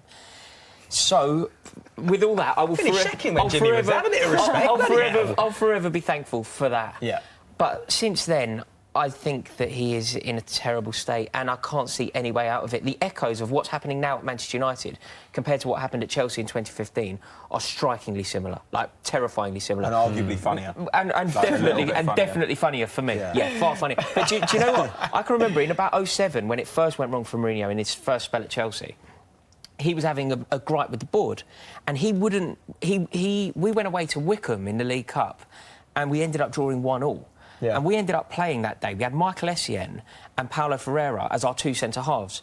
And that was Mourinho's way of saying to the board, why haven't you signed Tal Ben Haim? We were desperate. No, genuinely, that's what it was all about. I'm not even joking. That's what it was all great about. question. Why haven't you? The whole grief initially was that Chelsea's board wouldn't sanction a 500 grand deal with Bolton Wanderers for Ben Haim.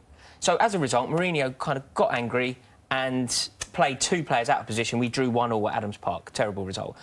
The other day when I was watching the Manchester United game and you had Ander Herrera right. playing centre-half, it's like, that's exactly what he did originally. Yeah. Like, that is 2 fingers up to the board. And I don't think you ever recover from that. Jimmy, what do you think? To Mourinho's current predicament at Manchester United. I'm a big lover of Mourinho. I think what he has done in the game, absolutely magnificent. He's still one of the best managers around.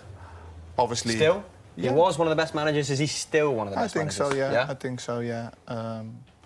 Obviously, there is something going on in the back, you know, above. At boardroom level. Yeah, there is something going on, and this is the way that he expresses himself. Yeah, and to be fair, the you know? fans have criticised Ed Woodward as much as they have criticised Jose Mourinho, so I think they appreciate that something is also going on at boardroom level. But, you know, he has spent almost 400 million in 2 summers, so maybe Woodward feels a little bit aggrieved at that criticism, and their best go-to option on the bench is still Marouane Fellaini, pumping it long to him, so largely uninspired. I think he's not cultivated a side since that first Chelsea side. It's been very short-term since. I know that's an easy criticism of him because within that short-termism, he normally generates a lot of success, but that's not been the case this time round. And that 3rd season spectre is looming. But it's half-time in the games. It's 0-0. And another offer we have from our mates over at Sky Bet. A correct score of Chelsea 2-0 is 5-1. I think I prefer Callum Wilson bet from Perfectly.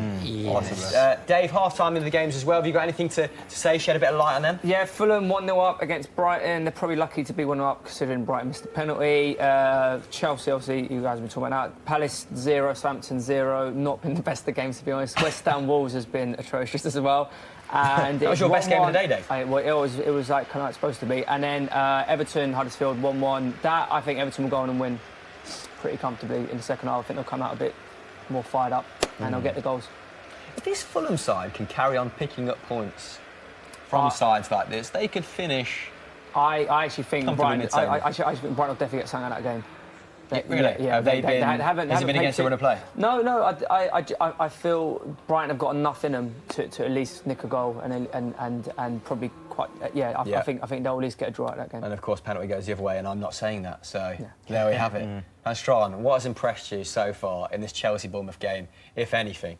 Apart from Jimmy saying Tottenham are going to win the league. The intensity of the Bournemouth press has been pretty good. They've exploited the space really well, and they've won fouls on the counter as well, which gives their defence time to kind of push up. I mean, Kovacic, I'm a huge fan of him, but he is quite foul happy, and that has given Bournemouth some breathing space. But I think that their game plan is surprisingly not that conservative. They're not just parking the bus. They've come to play a bit of football, and I don't know. I enjoy that front line of King, Wilson and Fraser. I think that's actually quite exciting. My issues with Bournemouth have always been how poor they are defensively. So I don't know, if they continue to hold out at the back, they've definitely got a chance of nicking something. Interesting. I agree, I concur. But now we go over to Personal Mastermind, one of our strands on Football Daily FC, our third YouTube channel. If you're not subscribed, please go and do so now. We had some time with Ryan Sessegnon, and we asked him, Ryan, how well do you know yourself? Run VT.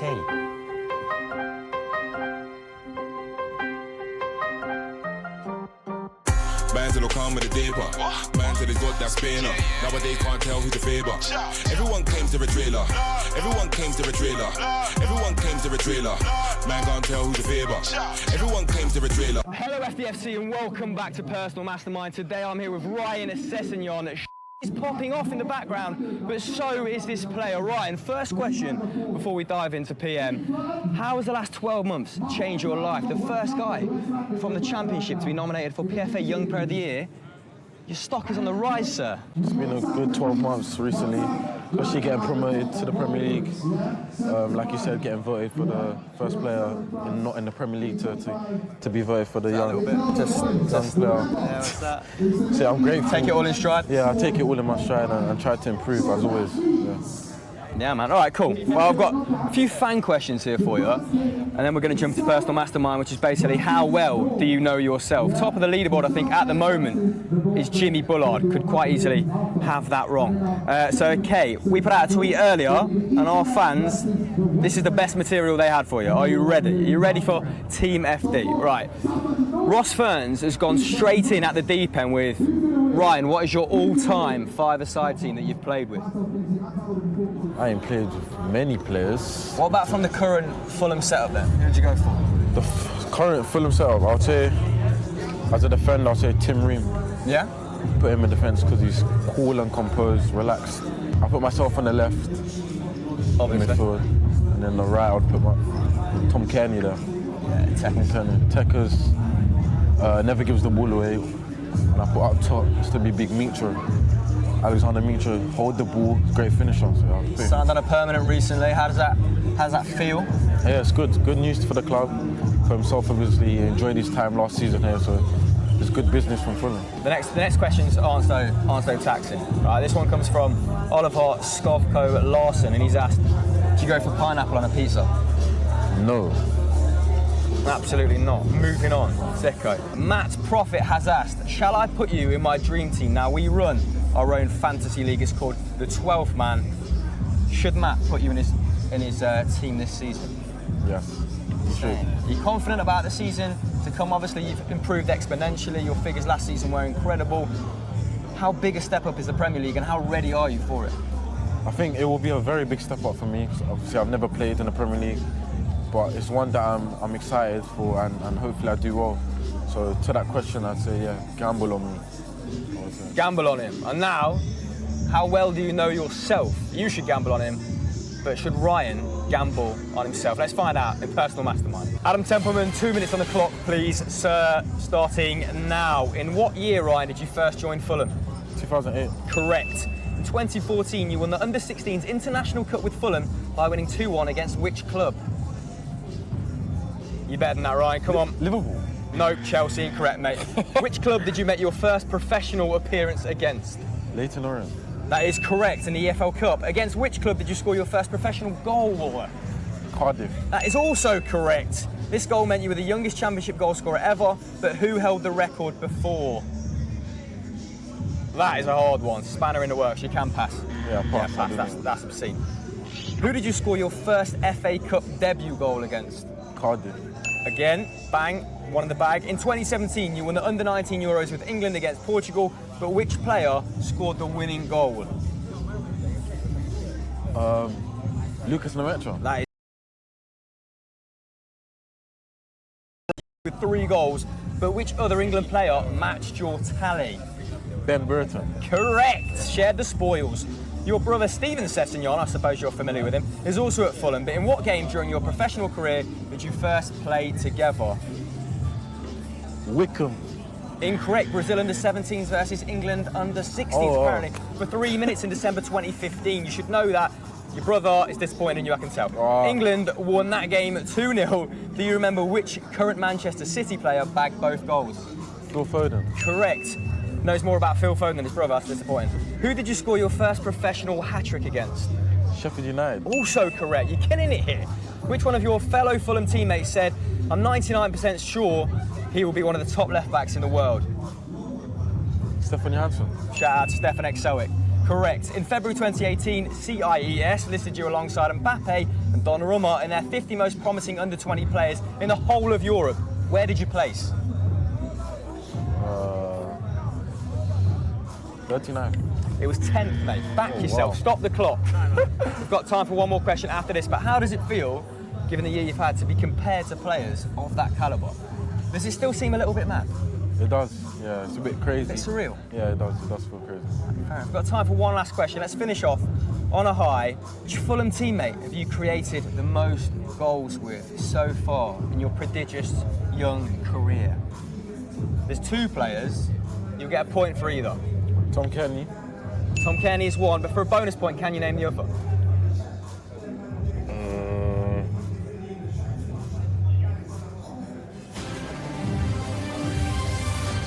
Stefan Johansson. Absolutely not. It was Sonny. Oh, and Luke. You know what? I've got a few questions of my own that I'd like to ask before we wrap this up. I want to know, Ryan, as a young man, who did you look up to? Who's your idol? Who's helped you get to the level that you're at now by aspiring to be them? I've always said, believe it or not, I've always said Luke Shaw and Gareth Bale. And obviously, when I say Luke Shaw, a lot of people are surprised because he's not that much older than me. But when I was watching him when he was 17, playing for Southampton in the Premier League, it's just that I wanted to do something like that. Playing in a similar position, obviously I started as a left back. Yeah. That's where I wanted to base my game around what he was doing when he was that age. So I always looked up to him. And same for Gareth Bale when he started off at Southampton and went to Tottenham and still was a left back and then transformed into a flying winger. That's what I want to emulate my game on. Was it always on your mind to become a more attack-minded player after starting at left back? Did you feel that's where your best qualities were? I think, yeah, if you ask any of the coaches in Fulham Academy, they knew my strength was going forward, attacking, and I have a lot of endurance. I like to get up and down, and they knew I can attack well. So. Now, obviously, you ripped up the Championship last season, but what fullback are you looking forward to playing against this season? Say Kyle Walker. Yeah? At Man City, because He's going to be tough. very tough right back, very quick, but as a young player, you can only get better by playing against players like him. So, looking forward to it. All right, cool. And we've got a slightly odd one to finish on. I think Adam Templeman might have slipped this in the Clickbait King. What is the weirdest DM you've ever been sent? Little look to the agent. Can he answer that? Absolutely not. All right? You got an answer? I can't answer that. Right, we're cutting it short there. What a note to finish on. Right, so that is the end of the show. The leaderboard should be on screen now. Guys, if you want to see more great content like this, then like and subscribe to FDFC. Ryan, thank you for joining us, sir. Thank you. Absolute pleasure. Cheers. Take care. Thank you. Peace. Good second half, everyone. Hello, here we are. Ooh. Everyone heard that message. Just me G'ing the team up. Chelsea Rory, still not back, has gone for a tinkle. However, we are going to look at our accumulator in the meantime, in the interim. We have kicked back off. But here we go. So Jimmy went for a home win, Chelsea Bournemouth. I went for an away win, Brighton Fulham. Well done, Chris. Dave home win there, 1-1 with Huddersfield.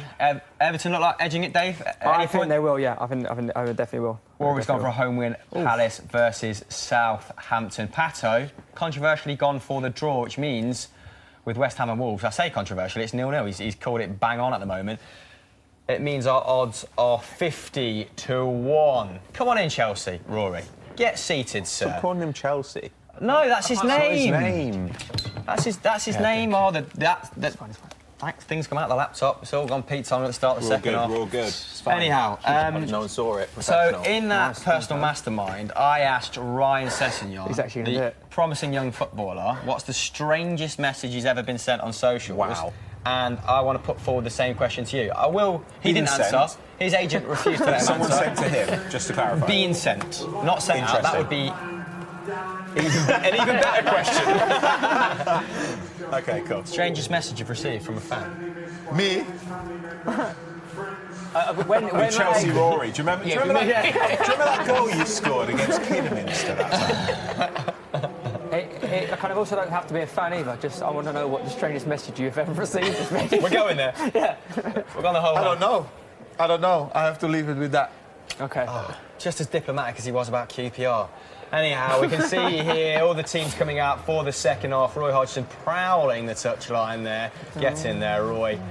We've got Chelsea to win and BTTS on screen at 6-1. Both teams to score, that is Van Straten. Yes, I knew that before I said it. 6-1. So, if you fancy a bit of that, then get in the description box below. Fans there look absolutely... I mean, to be fair, they look bored. Rory. Yeah. Yeah, Fed up, the isn't it? game's not on. Chelsea fans, aren't they? They're waiting for the Yeah, game but to if you start. generate a bit of atmosphere here... Terrible. Oh, no, that's where you're going wrong. That does not happen at Chelsea. Waste That's of not- energy at that's- half-time. Yeah, no. They have a fight. No, there's- Getting a nice fight. Right, here we go. Pascal Gross is coming out for Why Brighton. are you the only likeable Chelsea fan, Rory? That's very kind of you. I'm gonna find the compliment in that. Thank You're you. a lovely bloke, but I despise your club. Do you really? Yeah, I really do. On where would we rank in your hatred? Number one. No, it goes. United are the worst club in the Yeah, world. for me as well. And then Who do you Everyone is support? Spurs. Arsenal. Leave it, Jimmy. Can you just chill out? The game's I'm kicking chilled, off. I just feel so sorry for you. Yeah, I feel sorry for myself. I'm not defending my decision. But at the time, in 1996, it was a great time to become an was. Arsenal fan. Wenger come in. Yeah, It was starting the So you're career. not a real fan because they were great They were in great. 1996. no, I was 6 at the time. Oh, nugget about Van Straten. The match do you has think I kicked am, Jimmy? back What's off. going on? Bournemouth, Chelsea. I assume it'll only be seconds before we get back into what club Van Straten hates the most. Barcelona. Quite a hateful Yeah? guy, Next. but... Yeah, but Do you? Barcelona. Dreadful. Do you? Wow. Nobody hates Barcelona. Yeah, I don't. I think their fans are really entitled, and they're quite. Yeah, Not pulling any punches this episode, Van They're Straten. Let them have they're it. just obnoxious, mate. Yeah. Actually, can we talk about La Liga? I'm seeing a goal coming. So am I. What do you think Atleti's chances are of winning the league this season? Jimmy Floyd Hasselbaink, by the way, just so everyone knows. I think 24 goals. I think this season is a big chance for them because Couldn't agree more. Real Madrid is not as strong as they used to be, and Barcelona Oh, we've got also a goal. not. That's quick, Southampton. We do have a goal. We might Yes, as well we do. go over. Now you've interrupted Jimmy's train of thought. It's, Sorry, Jimmy. I saw it. and it's the new boy Dings. Yes, Danny Ings has popped up. It's a lovely finish, to be fair. The ball over the top. A lovely little flick on from the other Southampton striker, and he just slotted it straight in. I'm really pleased about Really, that. really good finish. Ooh, really, it's a really lovely good finish. Yeah. You're really pleased just because he's had such a torrid time with injuries, Oh, is that no, Rory? no, I'm really pleased because I have a weird, well, not that weird actually, but a very strong antipathy towards Roy Hodgson. Okay. Oh, yeah? Really? Yeah, huge. Roy Hodgson ruined my life twice. I think he's done a great job at Palace. Just once. No, not just once. Oh, Once. so I'm weird for hating Barcelona, but he hates Roy Hodgson. He's just a perfectly he's nice not old said man. why yet. Go Yeah, on. he ruined my life twice. 2014, I'm going to take you on a little journey back to 2014. Please I was saving up for a year to go to the World Cup. England were playing in Brazil. It was a trip of a lifetime. I was so excited. Oh, goodness. England were basically out before my plane had landed, and I was there for a month. So Roy Hodgson was very much in my black books there because he got it so wrong. right? I went to the game against Costa Rica. It meant nothing. Were you there for a month because I was there for of a month England's because I was going Did to you watch plan to England be win there the for a World month, or Cup. did you spiral into a No, horrible? I was due to be there for a month. I didn't do the first game. The first game was Where were against you, in Italy. Manaus? No, I stayed in Rio. Oh, thank But God, the because I fir- was about to say, otherwise, yeah, that is not a great yeah. place No, to be. the first game was Rio in- is an amazing place to spend a month. Exactly. No, it was great, but the point was the football, and obviously there was no. I only went to 2 England games in the end, and I was meant to be there. I had Too tickets many. to the Too many. Maracanã. We were due to play Colombia. I worked it out that we were going to finish second in the group, and it was all going to go to plan. And then we went out, and Costa Rica went through top of the group. So That was you expected fantastic. to see a lot more England matches? Yes, I expected to see at least one more. What a reward Come on, that you would must have have been. More one England more. matches. One more would have been good. Jimmy, we're Sorry. in no position. Like, Yeah. in no position. I spent that whole World Cup mocking all the England fans, and then the Netherlands didn't qualify for the next one. and it was Take it out! and it was not a great time. Yeah. Not a There great we time. go. And then 2 years later, Iceland happened.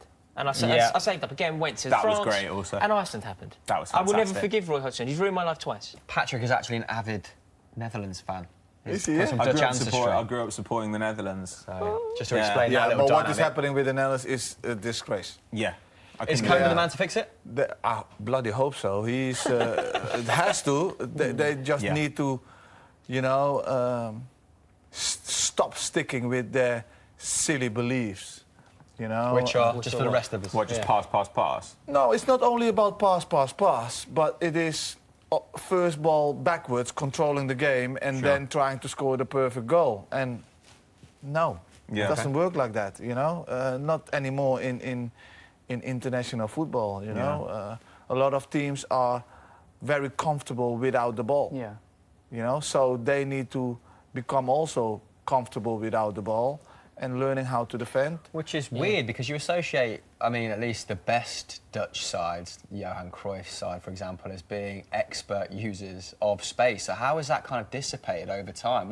What's happened to the level of quality in Dutch football? Because where are the Iron Robin replacements? The squad is actually starting to get a little bit better again. Yeah? So before Reasons to be we were positive? well, when you look at a potential back three of maybe Nathan Ake, but certainly Virgil van Dijk and Matthijs de Ligt, and then you kind of look at that and you think there's talent there. Memphis Depay is improving Get the again lids and off looks the like Barca being a ASAP. star again. Like there's definitely talent. Yeah. Like There coming is through. talent, but the way Frankie they de want to Jong, play, the way they want to play. There's Yeah. a lot of talent, but the way they want to play, they want to be dominant. We are not the dominant force anymore. I know what you mean. Do you That's know, why Van Gaal was so good, right? Because he said we can't do that. But- we're going to be smart about what we've got. But the Dutch, they hated Van Gaal Yeah. doing that until they got themselves in the quarterfinal and the semi-final, Yeah.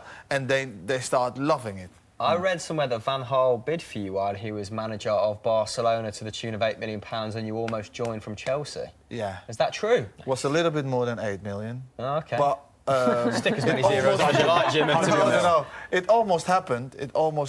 Is this just before you went to Atleti? No. No. Second, Oh, third year Chelsea. Sorry, yeah, this was like a little while later.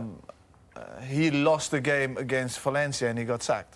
The deal was done. but you didn't want to leave. Oh. You were happy at the. Sorry to shatter your perception there, Rory, but Yeah, definitely want to say at Chelsea 2002. that just No, happened. but it was in a time. It was at a time that Abramovich was not there yet, Yeah. and Okay. Chelsea was struggling for money. Yeah. So they had to do business. Right. So, And even though you were top goal scorer 3 times in 4 years at Chelsea, at that particular time, the team was, I'm led to believe, a little bit more Zola-centric. So you were kind of seeking pastures new, but then you came back in and did what you did best, But you which is different score a lot of roles. goals. Like Zola Zola's more of a creator in a way, Yeah. like, and you're the finisher. yeah, look, I used to love playing with Gianfranco. Gianfranco is one of the best Genius. players I've ever played with. Yeah. But it sounds weird. It just clicked better with me and Ida. Sure. That was a but- fabulous partnership, though, wasn't it? Yeah, It was outrageously good. It was- But we Sometimes didn't that's work on very- it. right. But we didn't work on it. really. It was It's just just natural. That's the best You kind, know? though, isn't it? That's He was a supremely intelligent footballer. so wasn't he? good.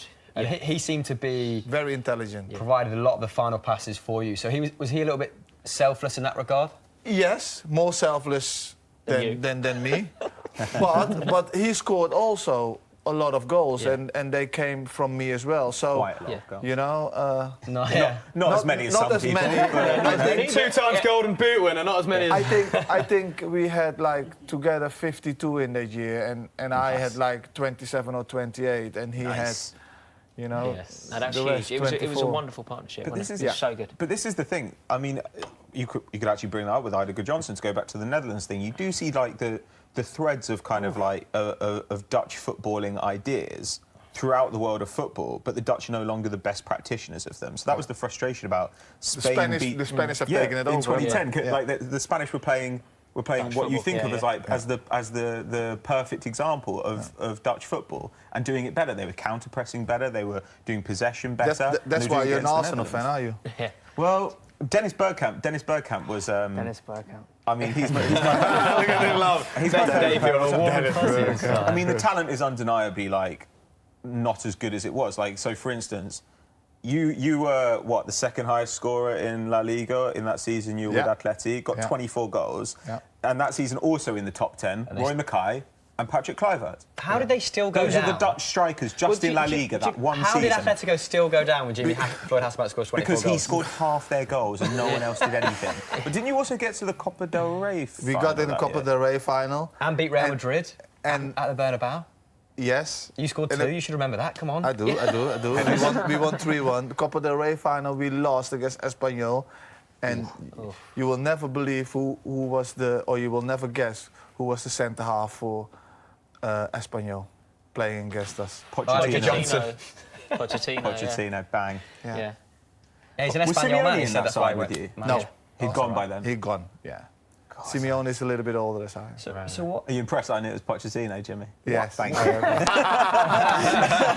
How did you know? So Go on, tell me, how did you know? Oh, well, I knew he coached there, so I took a gamble. So Jimmy, you said that Gus Hiddink was one of the best managers you played under. Why Yeah. was that? Rubbish. Sorry, Because not he was so intelligent about it. He didn't do a lot, but he did a lot. Okay. You know what I'm saying? He did a lot by doing very little. That's what I Yeah. keep saying at my performance reviews. Do you mean tactically? Tactically, but everything. We went to the World Cup and we went to the semi-final. We lost against Brazil on penalties. That was the but worst. we shouldn't actually lose against them. Yeah. France was so happy, you know, that we lost because That was after such a that, ridiculous team. Marcel Desailly told us, we didn't want to play you guys, you know. So what was it about that Holland side? That Netherlands side, sorry. Have you Holland is a looked region. at the talent in it? It's It was unbelievable. It was ridiculous. Everybody coming together and the team was so strong. The team was David Seedorf, Just the personnel midfield. then. So I guess Gus Kluivert, Hiddink just Hasselbaink. facilitated that Yeah, by not doing a lot, just let you guys play. but it was so also good. he did not play the Dutch system, the 4-3-3. You know, he tweaked it. Okay. He tweaked it sometimes with 4-4-1-1, and sometimes he went back to the 4-3-3. You know, he just tweaked it. He was not afraid of doing that. While in the past, Dutch managers didn't do that. It was you had to play Rigid, 4-3-3, yeah? and it had to be that system, and you have to play that way, and you have to pass it from the back and play to the thirds, and it was a little bit different. He tweaked it, didn't tweak it big, but it tweaked it enough. And that made a difference. On the topic of tweaking it, what needs to be done in the second half for Chelsea to get the points? Bournemouth currently lining up a very promising-looking free kick.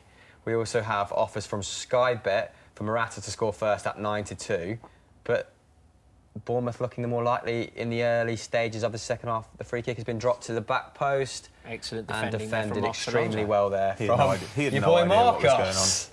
Thoroughbred defender. Can you give him some Rarely credit, seen in the please? opposition second half. But There he is running, opposition's playing half everyone on side. Great work, Marcus. Davo, do we have any fan questions? There's a fan question from Hun4. While this corner comes in. Great name. Can we talk about the Netherlands again, please? I was genuinely really interested. But he said, "What do you guys think of Morata? What do you think he'll do this season? How many goals?" Lovely whipped in corner there. Chelsea old boy Nathan Ake almost scoring. Patrick Van Straan, I promise we'll get back to Holland later. Thank but you. the question was, that was close. Oh, he needs to score. About Morata. Should he have scored, Jimmy? Yeah, he has to score. Oh, arriving late there. Good movement from him. He is a threat in the opposition half, isn't he, Ake? He's quite...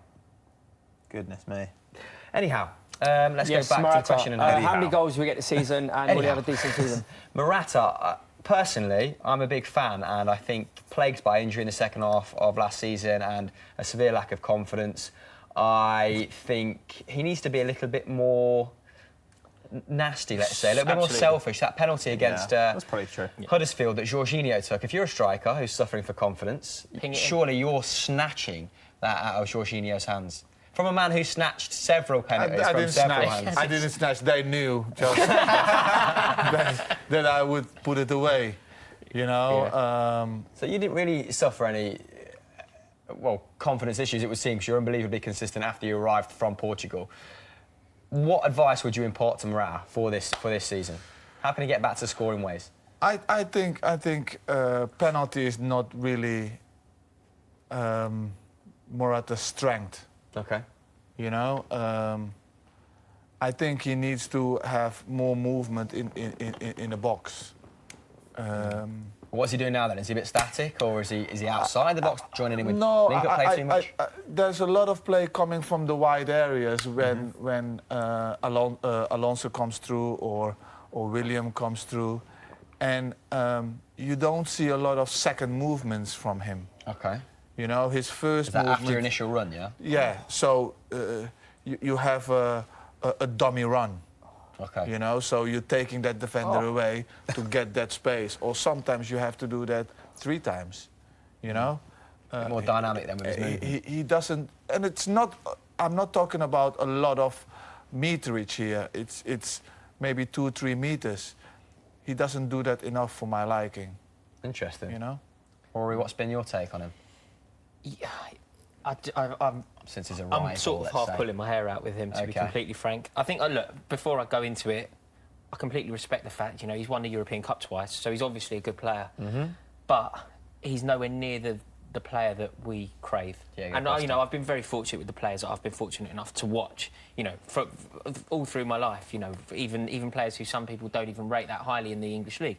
Hernan Crespo, for example, is one of the best strikers I've ever had the privilege of watching.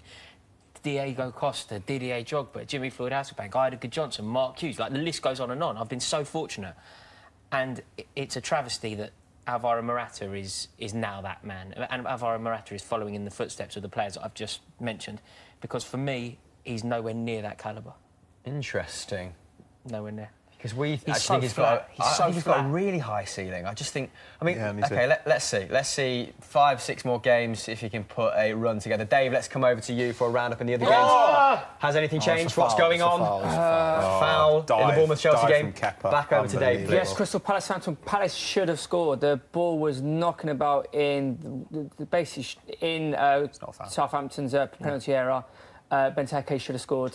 He didn't. I feel like that gets said an awful lot about Benteke. The last 18 months been a lot of Benteke. It was like, I don't know if you want to call it brave defending or lucky defending, whatever. But they kind of did what they had to do.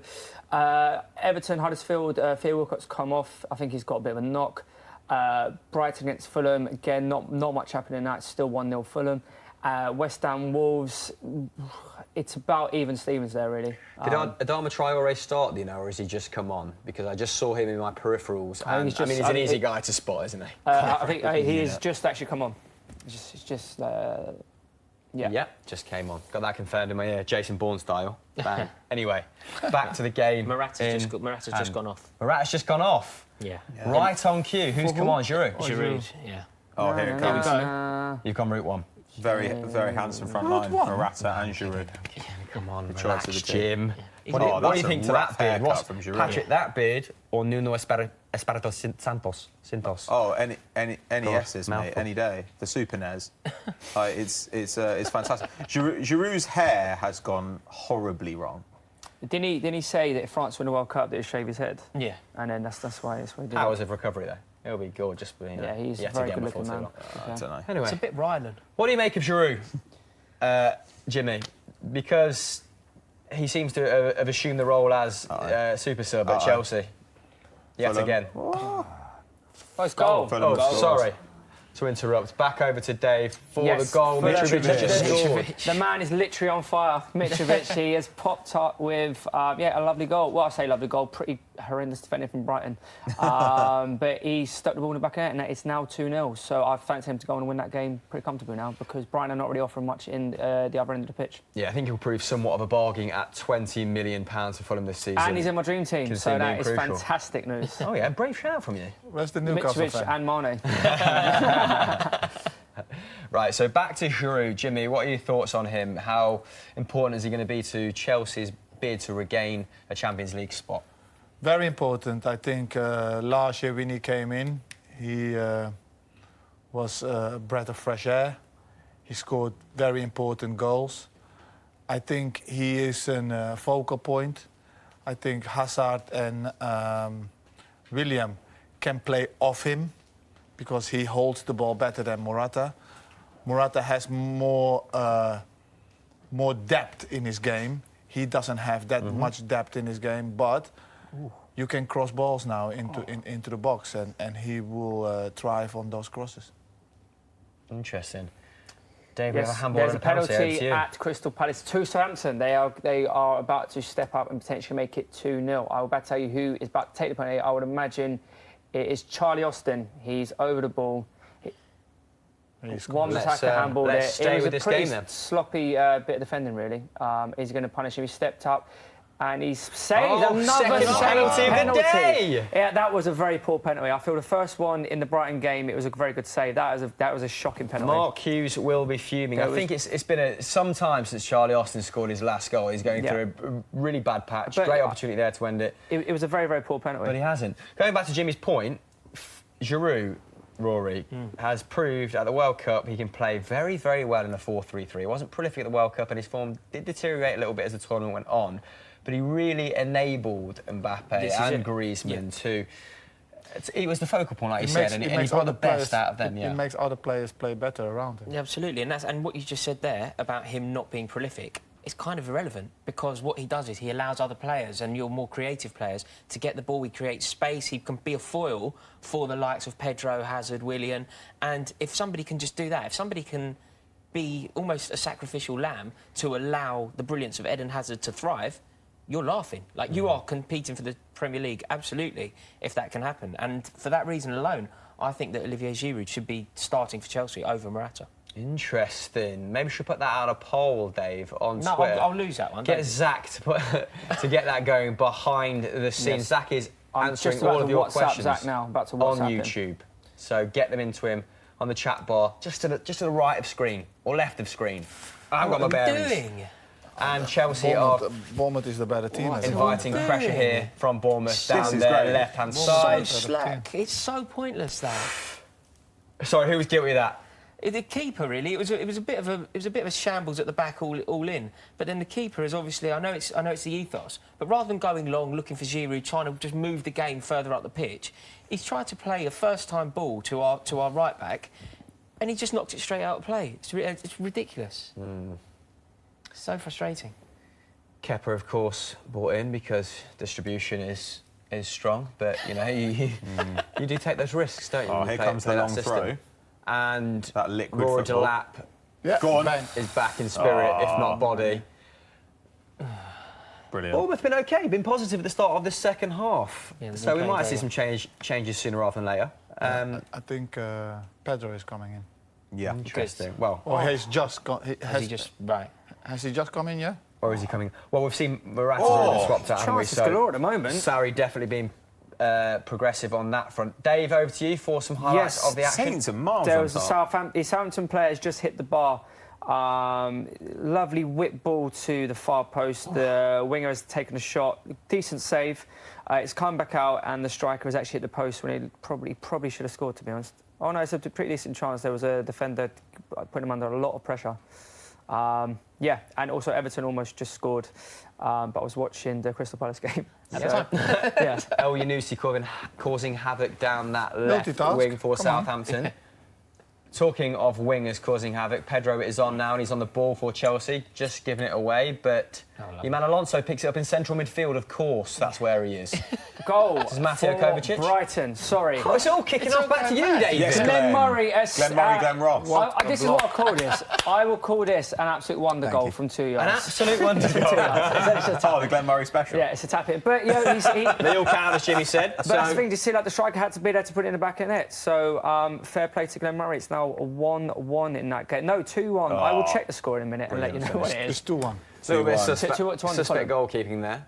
The goalkeeping situation quite strange at Fulham because they signed Enrico, didn't they, from Sevilla? Is it Sergio Enrico? I think they signed 2 goalkeepers in this window, and they kind of have 3 goalkeepers with no clear first choice at the moment. So maybe an interesting thing to watch over the course of the season. I've actually got a question. Go on, shoot, David. It's from YouTube. It's from Craig Turner. Get in there, Craig. He wants to know from Jimmy, what was it like to play with Dennis Bergkamp, and what did you learn? That question's from Dave Jackson. That question is 100% from Dave. 100%. He's written that himself. What was Dennis Bergkamp like, Jim? That's what we want to know. You know. What did he smell like? Pure class. Pure class. Very quiet in the group. Humor, very dry. But very nice, very good. On the pitch, just something different. Very elegant. Yeah. Always doing something on his technique. Never power, but had that nasty edge about him as well. Definitely. He could kind of always leave in the elbow, like the leg when he even that Newcastle goal, everyone always forgets the fact that he sort of wrestles the defender to the gap. Davidas out of the way. Yeah, which is no small thing. Genius. Yeah. Well, I'm just going to write that one down. Genius, yeah. Right, Chelsea just had a very good chance there. Giroud flashing a volley past the post. Unlucky from him, seems to have made a positive impact since coming on. Guys, what do you think the Chelsea-Bournemouth score is going to be? Let us know in the comments just to the right. And if if you call it right, Zach Gelab will sort you a prize of some sort. Get on at him in the comments. But Bournemouth back in the Chelsea half, looking lively still. Go on. Kante, of course, recovers the ball, spreads it out. To this right-hand side. Under a lot of pressure. The Bournemouth press is very active. And Pedro's been caught cold there. Hello. Didn't have a lot of help. Ryan Fraser back in the ball. The imp. Yeah, go on. That was a vital defensive header from Rudiger. What do you make of Rudiger, Rory? Because I actually think he has a lot of potential. Yeah, I like him. Yeah? I really like him. Came into a bit of criticism, didn't he? I think people were looking to give him some criticism, but I think where he really shone was in the FA Cup final. He was man of the match that day. He really played a brilliant game against Romelu Lukaku, and the passion that he showed that day, he kind of adopted the role of captain. He wasn't the captain, but he was the man geeing everyone up. He was a man with the wild celebrations at the end, and I think that, the debate is Andreas Christensen or David Luiz. It's never Rudiger. It's always Rudiger +1. And I think that's probably the best... highest compliment. Yeah, exactly. Because he is the pure defender. He is the power. He is, that complements one of the two. Yeah, he's also got a lovely diagonal ball. Yeah. He's also hard. He's also really hard. And this Chelsea team doesn't seem to have enough of that. Somebody to just go through the back of someone where necessary or whatever. He's the man for that. And he's really like no nonsense, which I think he's probably the only player on the pitch. Like David Luiz is hard, but it doesn't quite work for him in a different way. Yeah. But if you're playing Barcelona at home, the question I always want to know is who's going to give an elbow to Luis Suarez's ribs at a corner? And the answer to that question is very Here important. comes the inner Chelsea fan. But the Yeah, niceness well, is no, a we- facade. Here But we have just been saying this about Bergkamp, Yeah, you know, like, you know, you throw an elbow once, you don't have to do it for the rest of the game. game then. management, we'll You call know. it. It's Exactly. being able to look after yourself. Exactly. Yeah. And in Sarri's system, he does need a defender. Koulibaly was that guy in Napoli that's confident, Yeah. authoritative, able to step out of defence. Yes! Goal. Pedro. Oh, yes. Look at the goal, how good. Pedro. Oh, yes. Pump, pump, pump. And he snapped the corner flag. That's a yellow card. Oh, fantastic. No, it's not. That's so good. How many corner flags did you snap Look, in your day? bang, bang. Okay, so And Pedro... from who does it come again? From Giroud. Giroud, absolutely. And do you see what I mean about Pedro with that big goal? You know, we were saying before, he's always one to nick one where it's really matters. It's so valuable. Lovely to have a turn of player like direction as well, right? Look at this. And that is the difference. One, bang. And that's what Morata needs to do. He needs to score more 1-0s, 1-1s, 2-1s. Yes, absolutely. The same for Lukaku. Lukaku doesn't do that enough. No, he you're doesn't absolutely score right. those loves critical Giroud now, he doesn't goals. play for Arsenal. You're you know? absolutely right. It's lovely. Giroud with an assist as well. Taking a deflection there, Yeah. I think. Yeah, Let's put it in. the Giroud is corner. occupying about 3 men there. Yeah. So like we were saying, create space, even if he doesn't, Yeah. score. Even Exactly. if he's not as prolific as he used to be. Okay, Offside, Dave, don't how are the rest of the game's going then while we kick back off with Wolves Chelsea? had a very good chance, but they was have offside, not scored. West Ham are actually playing all right, but Roy Hodgson looks annoyed. Why is that? Do you know? Hodgson's He's always annoyed, isn't he? because his team are losing at home, basically. Listen to Mark Hughes. Yeah, yeah, so it's still it's still 2-1 to Southampton Okay. in that game. It's 2-1 Fulham, and it might be 2-0 Southampton. I don't know. Someone's saying something about boy And Ryan Everton, Sessegnon's coming it's on. still 1-1, and it's 0-0 West Ham against Wolves. Double substitution there, Ryan Sessegnon and he used to play for Celtic. What's his name? Come Arms- on. Who are we talking No, about? not Stuart Armstrong. He plays for Southampton now. What team are we Fulham. talking about? Double Oh, right. substitution in the Who Fulham game. cares about no one who played for Celtic? Oh, important. come on, mate. Totally unnecessary. Teams Maestron, irrelevant.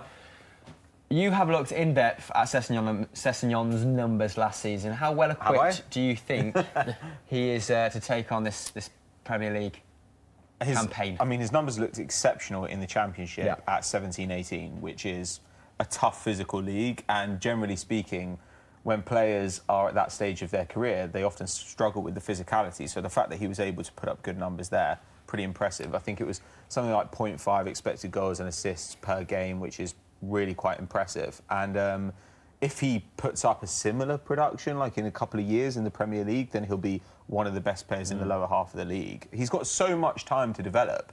You know, this is the thing. When you've got a guy who's 18 years old, then you're talking about someone who's 3 to 4 years younger than, say, Dele Alli, who's still a very young player. And if he's getting regular minutes, this is what we were talking about with Tammy Abraham before. If you're getting regular minutes, it's such a boon to your progress. You know, this is the trouble. So many of these players end up not really getting enough time on the pitch. So if Sessegnon's playing regularly in the Premier League at 18, 19 years old, Yeah. who knows what his ceiling could be? I think Jukanovic is guarding him somewhat, rotating that position on the left with Vietto. Vietto obviously played very well when he came in on his debut. I think grabbed 2 assists. So it'd be interesting to watch, how he progresses, how many minutes he does clock up, because something like 1,500 would be great. Well, wouldn't it? last season he wasn't getting a lot of shots, but the shots he was getting were incredibly shots, high yeah. value, you know, like really good chances. If you look at his shot map, there aren't a lot of kind of circles on it, but where they are is pretty much all around the 6-yard area. So what they have is a system that obviously gives him the opportunity to arrive late and get those opportunities. Jukanovic, it's actually remarkable. I mean, we said it before, but now it's even more ridiculous. How has Jukanovic not been picked up by a Premier League club before? It's unbelievable. I mean, he was at Watford, wasn't he? And things went... Yeah, he's a very good coach. Well, I think he went yeah, off to he's Israel a maybe very for good minute. friend of mine. Oh, really? Okay. Yeah, Joka. We used to play Played together at Chelsea. Chelsea. What do you make of his sure, of progress course. then at Fulham? Oh, magnificent! But that is his belief. The way that they are playing, that's what he believes in, and that's, I think, what he thinks that is going to get him to stay in the Premiership. You know, he done it with Watford. Watford didn't really believe in him because they didn't offer him the contract that he thought that he deserved. And he moved on and he went to Fulham, and it took him, I think 2.5 years to get them promoted. Yeah, crash out the playoffs the first Yeah. season, right? Yeah. And now he's still staying with his beliefs and bought the players, recruited the players to play the same kind of football that he got promoted with, you know. And about Sessegnon, yeah, he's gradually, you know, giving him more and more. You know, first season he gave him here and there. Second season he gave him more, and in the season that he got promoted, he was 40 plus games. He Yeah. was the main man. Yeah. I think this year in the Premiership he won't play that much. Right. You know, he will play maybe 10, 15 games. I think. You know, look, I don't know how his progression will go. If his progression is blowing up, then he will need to play. But it is a young player that you have to be careful of, you know, and you have to nurture him right. And I think Joka is the best person to do that. Do you think at some point he's going to be switched from kind of that left wing backing attacking role over to maybe the right into a sort of that Gareth Bale position? Do you think he'll get that freedom as he gets older? I think he's going to become a left back in a very attacking side. Okay. You understand? Yeah. You understand why I'm saying that? Yeah. Because he has got the It's like a wing capacity. back. Yeah, he's got the capacity to go. So even if they play in a 4, the 2 centre halves are staying, but the fullbacks are very, very high, and then the 2 midfielders or the sitting midfielder is going to stay, and he is going to be playing as a kind of not a winger in a way, a false one. So you'd say he should model his game on someone like an Alaba rather than a Bale? Yes. Okay. Yes. I think Interesting. he's not going to be a Bale. Okay. I don't think so. I think he's going to be more an Alaba or a Sandro of Juventus, something like that. I think in the Van Bronckhorst. But he's quicker than Van Bronckhorst. Yeah. He's more rapid. When we Yeah, his interviewed him, he acceleration's said unbelievable. he based a lot of his game, particularly in the early years, on Luke Shaw and Gareth Bale. They were his 2 idols. They were the 2 players he wanted to evolve into, I guess, seeing Gareth Bale. We forget how good Luke eventually Shaw go from was left at back Southampton. to a forward. Yeah. So maybe He's his coming mind back. is He's getting back, huh? Yeah, it looks that Shaw. way. Well, yeah. It was always fitness for him, wasn't it? Yeah. Here is my man Here coming comes on. Ruben. Ruben is coming on now. A big change here for Kovacic, but something has just happened in the Wolves West Ham game, Dave. Finally. I don't know how Wolves got 1-0 up. What's happened? Who had the chance? Wolves, the striker number 9, Jimenez. Raul Jimenez. Oh, no. Oh, no. The ball, he's just completely fluffed it. I don't know what he's tried to do. I don't know if he's taken his eye off the ball. It actually looked harder to do what he did than to score. I know that's very easy for me to say sitting here. He's still. But what a fun. the Wolves should definitely be 1-0 up, but at the moment it's still 0-0. Was that Cody as well with his shirt tucked in? Love that. Rolling back the years. A couple of substitutions here from Bournemouth who have been penned in for the last 5 minutes since Pedros came on. And also, we did the poll, Giroud or Morata. Giroud is winning 61%. Wow. That is pretty overwhelming. Yeah. A lot of Chelsea fans sharing your sentiments there, Rory. So Jordan Ibe has entered the fray. Bought for £15 million a couple of years ago now. Have you got any particular thoughts on Jordan Ibe and his progression? Sorry? Jordan Ibe has just come on for Bournemouth. Jordan Ibe. Obviously not, then. Obviously That not. says it all. No. Let's move on from Jordan Ibe. No. He has not fulfilled his potential. Even when he was at Liverpool, you know, not fulfilled his potential. Seen him a lot when he got loaned out, when he was at Liverpool, at Derby, and didn't really do enough for me. You know, and that's the same at Bournemouth. He doesn't do enough with what he's got. Yeah, and he's got a lot. I mean, I did want to tie that in with his spell at Derby. So when you're a manager at QPR, what qualities do you look for in a young Premier League prodigious talent? Which qualities translate? Which qualities translate well in the Championship? Who are you looking to procure? Somebody who's got a lot of ability, but they have to be hungry. Okay. They have to. So mentally more than anything. They cannot look down or coming down a division and thinking that they are better than what they are. You know, Mason Mount faring very well at Derby on loan from Chelsea. Case in point. It's somebody who has to come and want to improve themselves and really want to work and see it as I need games and getting better and understanding football and making the difference. You know. So just the appetite more than anything. Yeah, you know that these youngsters nowadays, when they come from the Premier League, they have got talent. They have got talent.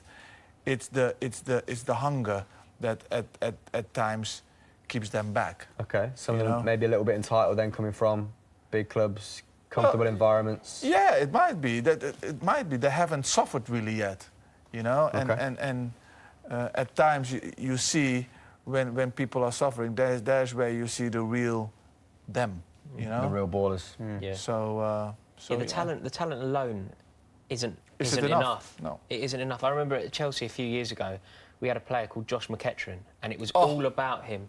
Like the whole youth setup. He's at Brentford now. Yeah, it was all about Doing him. well at Brentford. Yeah, he is. But I mean, there was talk. He was meant to be captain England. Yeah, you know, it was that level. Yeah. And it just didn't happen. Ruben Loftus there, shifting away from a couple of players. Score, man. What a shame. Promising position It's a there lot of from pressure for Pedro. him. Like Michael Johnson at Man City. Exactly. Yeah. Oh well, Yeah. that was he fell off. That is what Loftus-Cheek gives you. Yeah. From defence to attack. Quick transition. Oh, Yes. so quick. Yeah. Yeah. So quick. It's so refreshing to see somebody play that central midfield position and just pick the ball up in his own half and just drive. Yeah, it's just that impetus, isn't it? It's just Yeah. driving. And I think it's the worst nightmare for a defender, isn't it? To see somebody Good football. running at the ball, like running with the ball. Bournemouth like is a that. good team, eh? Yeah, they Bournemouth do. plays. They knock it around. Chelsea is not lucky, but they've been in a game today. And that was well marshalled there by Rudiger. Because I've got to say, a couple of the back forward switched off there. Decent little counter-attacking move by Bournemouth. Chelsea have it in their half, though. Jorginho not being as omnipotent in this game, maybe because we've been chatting, as he has been prior. Lovely little layoff from Hazard there. Marcus Alonso chipping into the box. Back to the Bournemouth keeper. Dave, do we have any more questions from the Football Daily Soccer AM fans at large? We do, but there's a penalty at Fulham. Another one? Has, it was such a silly thing to do. The ball's come out of the air. He's tried to control it with his chest. It's just hit his arm. Hero to zero. It's so silly. It was so silly for him to do. From 2-0 to 2-2. So the penalty is to Brighton. I'll let You said Brighton definitely deserved to get something out of this game. Yes. Dave Jackson's called it. So it's the man, Glenn Murray. He's about to step up. Will he score? Guys, will he score? Yeah, he'll score. Yeah? I'm He will entranced now. score. I was looking at his Left side hairline. of the goalkeeper. That was yeah. And he Yes, scores. Glenn. Great penalty. That is how you take a Walloped penalty. it. We've had 2 missed penalties today, but that is how you take Best one. pen of the good, day. Good penalty. That's the second goal of the game for Glenn Murray. 34 years old and still performing very well in the Premier League. Fair play to Glenn Murray. Mitrovic, what a plonker. What a plonker. What did he do? Silly.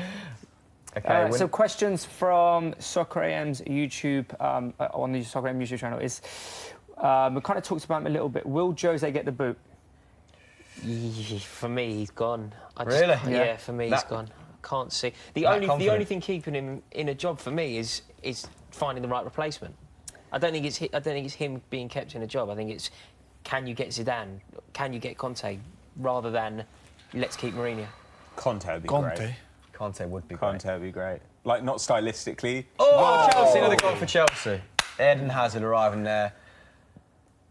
Whoever put him in, lovely little Fantastic. reverse ball, potentially. Just annoyed me. That's really good news. So you think, I mean, Zidane is the one who's has been much touted to replace Mourinho.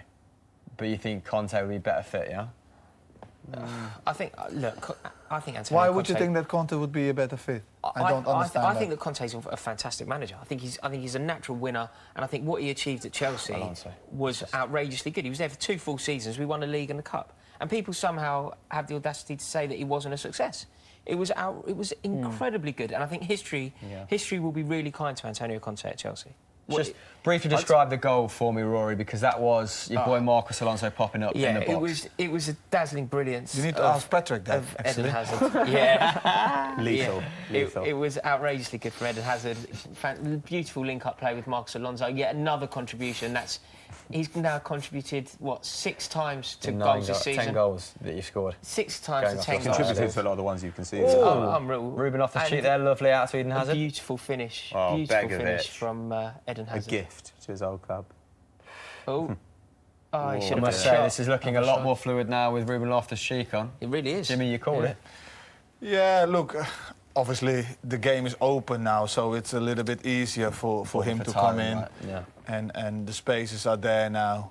But he's a talent. He's a talent and he's a force, and you know, he's different than the other three.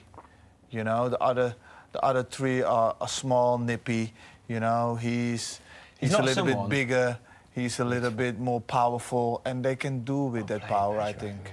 He's not someone you want to face in the last stage of the game when you've been kind of pressing as much as Bournemouth have. Yeah. Are they? Imagine tiring as a midfielder and then facing the looming figure of Ruben Loftus-Cheek. Yeah. But Chelsea playing some really nice stuff here, eventually knocking it down the line, and it's gone out for a Ooh, that's, Ooh, that's a little bit Did he leave one on him?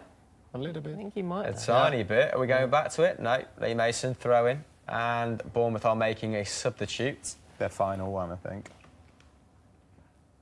Who is this person? I have been thinking the exact same thing for the last 10 seconds. I knew that. That's what I was actually asking. Going you. through. It was a test. The motions. There's Lerma coming off. Jefferson Lerma. Though A lot of defensive work from him in this game. Yeah, exactly. They actually haven't been that porous in this No, game. not at all. Still conceded twice, but you know that you're playing a very good side away from home. It's going to be fantastic if Chelsea can hold on to a Oh, clean sheet here. Fulham had a great chance. It was Ooh. Ryan Sessegnon. He's beat a couple of players. There we go. We're going to relive it now, Dave. Are you going to relive it? Do you want me to do the No, commentary go for or it, not? mate. Keep going. Yeah, Your so boy Ryan writes it Sessegnon, off. he's beat a couple of players, Oh. and he's just not quite It's under strong his enough feet, for the isn't finish. it? Yeah, not quite strong enough for the It's, finish. it's like it's kind of too central for him. Yeah. So he's Oh. toe punter. Needed that. That needed to be on his right, didn't it? Turned his man, though, inside out. Right, Ryan Fraser. Was that an opportunity for Yeah, Ryan it was a- Fraser? it was a Back really to well-worked the move. feature game. Yeah. It's a really well-worked move from Bournemouth, and we got caught out at the back again, and we just got away with it, really. It was just a bit of luck. He's onside there, Yeah. surely. They're queuing up, really, and a slightly better ball across would have easily been turned in. We got very lucky. And this is the problem with this system, isn't it? It's so beautiful to watch going forward, but every time somebody attacks, they look like they could score. Like that game against Arsenal that we won, they could have had 5 in the first half. That was havoc. Havoc. That game. It leaves you open at times when you lose the ball. Yes. When you lose the ball, and that is where they need to, you know, they need to improve. Yes. You a fan of this system, Jimmy? Would Oh, you I love prefer it. this to Conte's brand? I mean, more pragmatic but winning style of football. I prefer this kind of football. I mean, of course. Why ask that? You Dutch. Yeah. You know, Purist.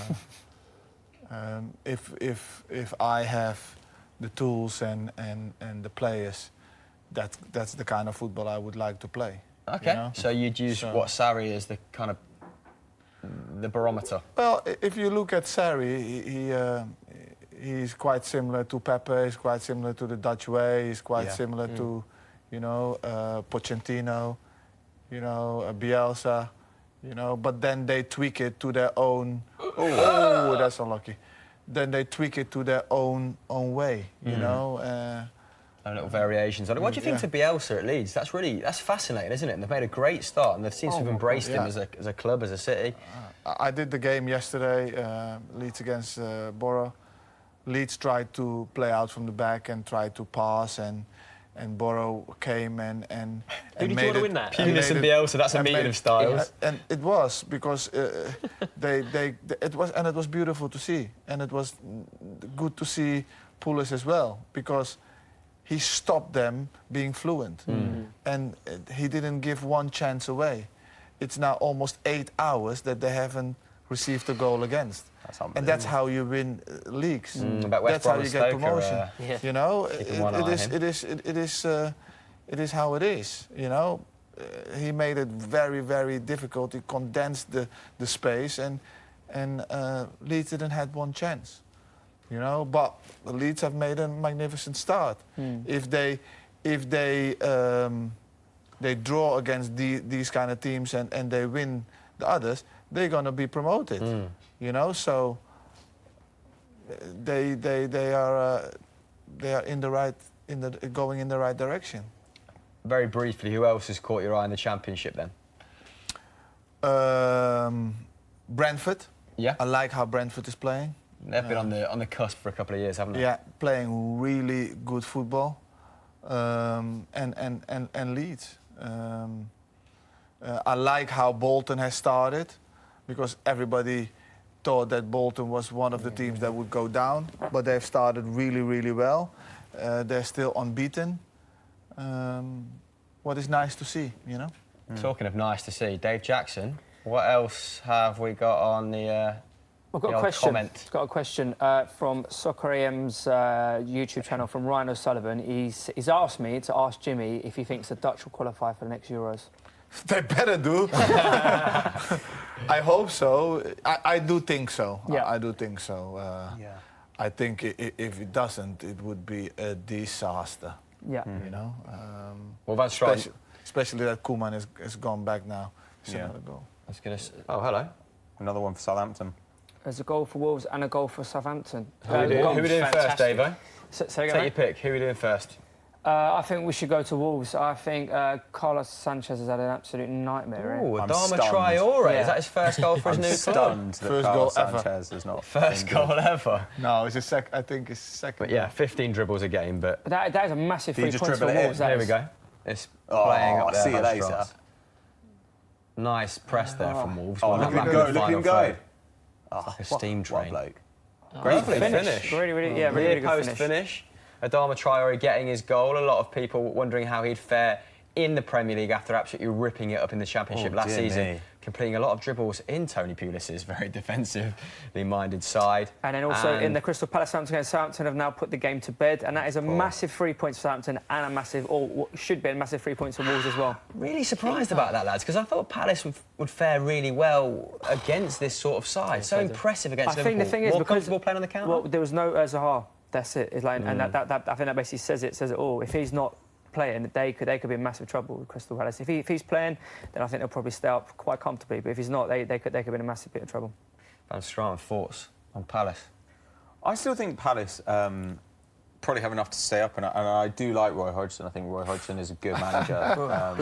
Like the rudiments of the squad are very, very good. You know, they've got solid midfield with Milivojevic and now Max Meyer as well. So there's a lot of defensive work in there. The question is, do they have the ball progression without Loftus-Cheek? That could be a little bit of a worry for them, because it's going to put... Zaha. Well, it's going to put a lot of pressure on Zaha. You know, last season, because they had Loftus-Cheek towards the end of the year, they were able to play Zaha pretty much up front in a 2 with Benteke. You can't do that if you don't have Loftus-Cheek to get the ball through midfield. It looks like MacArthur at the start of this season, who's responsible for that. Well, And they can try Meyer at 10 as well. Yeah, I think he fared pretty well against Liverpool. The game is but finished. The West Ham game is finished. They've lost. So that's 4 games on the no. trot. They've lost 0 shit. points. I cannot believe that a midfield with Jack Wilshere and Mark Noble has proved to be porous defensively. I would love them to go down. Excuse me? What did you say? There's not enough defensive work in a midfield that has Mark Noble and Jack Wilshere. I think that's a little bit. I think it's pregnable, is what I'd say. That's do you why agree they with brought. that? Jimmy, you're looking They a don't bit really- puzzled. You I'm need a trying to defensive understand midfielder. what he's saying. You know, you think that there has to be more defensive. Yeah, Jack Wilshere doesn't have good defensive output, Yeah. and Mark Noble, I think, doesn't really have the legs to cover. Okay, yeah. So that's why they brought Now I in get Carlos you. Sanchez, right? I agree with you. Yeah. I agree with you. And there we have it. So the games are wrapping up all over the shop. Apparently, this is West Ham's worst. Worst Ham's, yeah, it There is. we go, very topical. This is West Ham's worst start to a season in 8 years, despite spending all that money.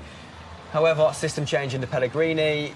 Have they still got the personnel to enact it this quickly? Very, very debatable. But that's a good win for Chelsea. Rory, are you happy with that? I'm so happy, yeah. I think it's just what we needed. I'm as happy as I am with the result and the 3 points. I'm equally happy with a clean sheet. Yeah. It's so nice to see us keep a clean sheet against a very strong team who came to play, came to try and win the game, and they've had their moments, Bournemouth, but we were worthy winners. Nice. Boys, your thoughts on the game? Pat, Jimmy? I think main man here has spot on. You know, the clean sheet. Yeah, you want It's to the win. nicest thing that's ever happened to me, by the way. That's the best thing that's ever happened. I was waiting to see the reaction. Twitter bio, main man, 2018. Yeah, exactly. No, but Christened by Jimmy. the clean sheet is so important. You know, that will give the back 5 confidence. You know, it was not an easy game. I think Bournemouth was very close They gave Chelsea a really, really difficult game, and they are a good side. They are a very good side. I think they can have in maybe one or two areas a little bit more goal scorers, but they're a very good side. A stark contrast as to how Newcastle set up against Chelsea last week, right? I know the results very similar, and both teams came very close to getting away with something. But let's just have a recap of the other 3 o'clock kickoffs before we get out of here. Dave Jackson. Yes, Brighton, as Fulham's finished 2-2. There were some very good individual displays in this game. Glenn Murray also getting the 2 goals. Mitrovic, hero to 0 after conceding that. But I think a draw was probably fair in that game. The Palace-Southampton game, Southampton were actually fantastic, to be honest with you. They got the goal in the first half, and then they were very kind of like compact. And then they got the late second goal in the game, but Benteke had some chances that he should have got at least one he should have got one, maybe potentially 2. Everton Huddersfield. Just wrapped up. I'd say that's probably about a fair result, to be honest. Like 1-1. Brilliant point away from home for Huddersfield. Yes, a really good point from Huddersfield. Really shoring up after poor starts of the season. It was strange because Everton, they didn't really show enough, particularly being at home. And then obviously Wolves, West Ham, absolutely disastrous day for Wolves, for West Ham, but fair play for Wolves getting a away win in the Premier League. No less than they've deserved at the start of this season. I'm really looking forward to watching how the rest of their season progresses. Lads. Can I ask you a question? At what point do you think that... Of course you can, at what Rory. point, Come on, no, genuinely, like, I'm just dreaming So here now. I'm polite. getting a bit carried away with myself. But at what point do Chelsea stop being contenders for top 4? So we played 4, won 4, beaten Arsenal, been to St James's where we don't do well, beaten Bournemouth who are on a good crest of a wave. At what point do we stop talking about Chelsea as contenders for top 4? At what point do you think that we are competing for the league title? I mean, just given Manchester City and Liverpool's equally as impressive starts and their squad depth and their continuity, I think we're still some way off. I think the fact that Chelsea are being spoken about as strong, even firm contenders for the Champions League accounts for their good start. I think you could quite easily, I mean, at the start of the season, having to kind of... I think even breaking that top 4 was a compliment to Sarri and his style of play and the way he's improved certain individuals. So I think still some way off. I think if you could be a title contender next year, that would be very impressive. Yeah. I don't know if you share the same sentiments, Jimmy. Do you think that Chelsea should have bigger aspirations than that? I think the club always have bigger aspirations. I think if you ask, they will always say, you know, we want to be champions, but you have to be realistic. You know, that's why we are all sitting here saying we don't think that they're going to be champions. But you have to wait. You have to wait until 15, 16 games have been played, and then you have to have that conversation. It's very unlikely you know? in Conte's first year, wasn't it? Yeah. But even more so after finishing 10th. So Sure. Yeah, absolutely. But look, a club like Chelsea always, it doesn't matter what has happened the season before, it always has to try to win the league, you know? So the same with Man United, the same with Liverpool, the same with Tottenham now, and even our good friends Arsenal. You know? He's trolling you. It gets a free one. It's fine. It's Jimmy Floyd Hasselbaink. It's allowed. Absolutely. Let's check the accumulator then. How did we fare for everyone that joined in with us? So Jimmy went for a home win. That came in. I went for an away win. I've let down the side. It was 2-2. We're almost there, though. Dave wouldn't have mattered because Huddersfield got a deserved draw when you plumped on Everton. Rory's gone for the home win. Southampton really upsetting the books there by beating Palace at Selhurst. Pato went for the draw. Almost there yet again. So nearly men. That's what we are. Let's have a quick look at the Premier League table. Very generous there. We weren't nearly at all. I'd say that was dreadful across the board, except from Jimmy. He's the only person who got it right. Rein it in. Nearly, man. So Chelsea, second, sitting pretty there. Rory, how does that feel as a Below the diehard? top 10 now. It feels fantastic. Well, we'll the fact that we're now going into an international break and we're joint top of the league, yeah, it's a dream come true. Over the moon. Look at Watford. Yeah. And Watford Garcia's doing a great job at the start of the season. Pereira, Shout out Decore from playing well, well. Watford look good for that as well. Like, I mean, What have you been impressed with?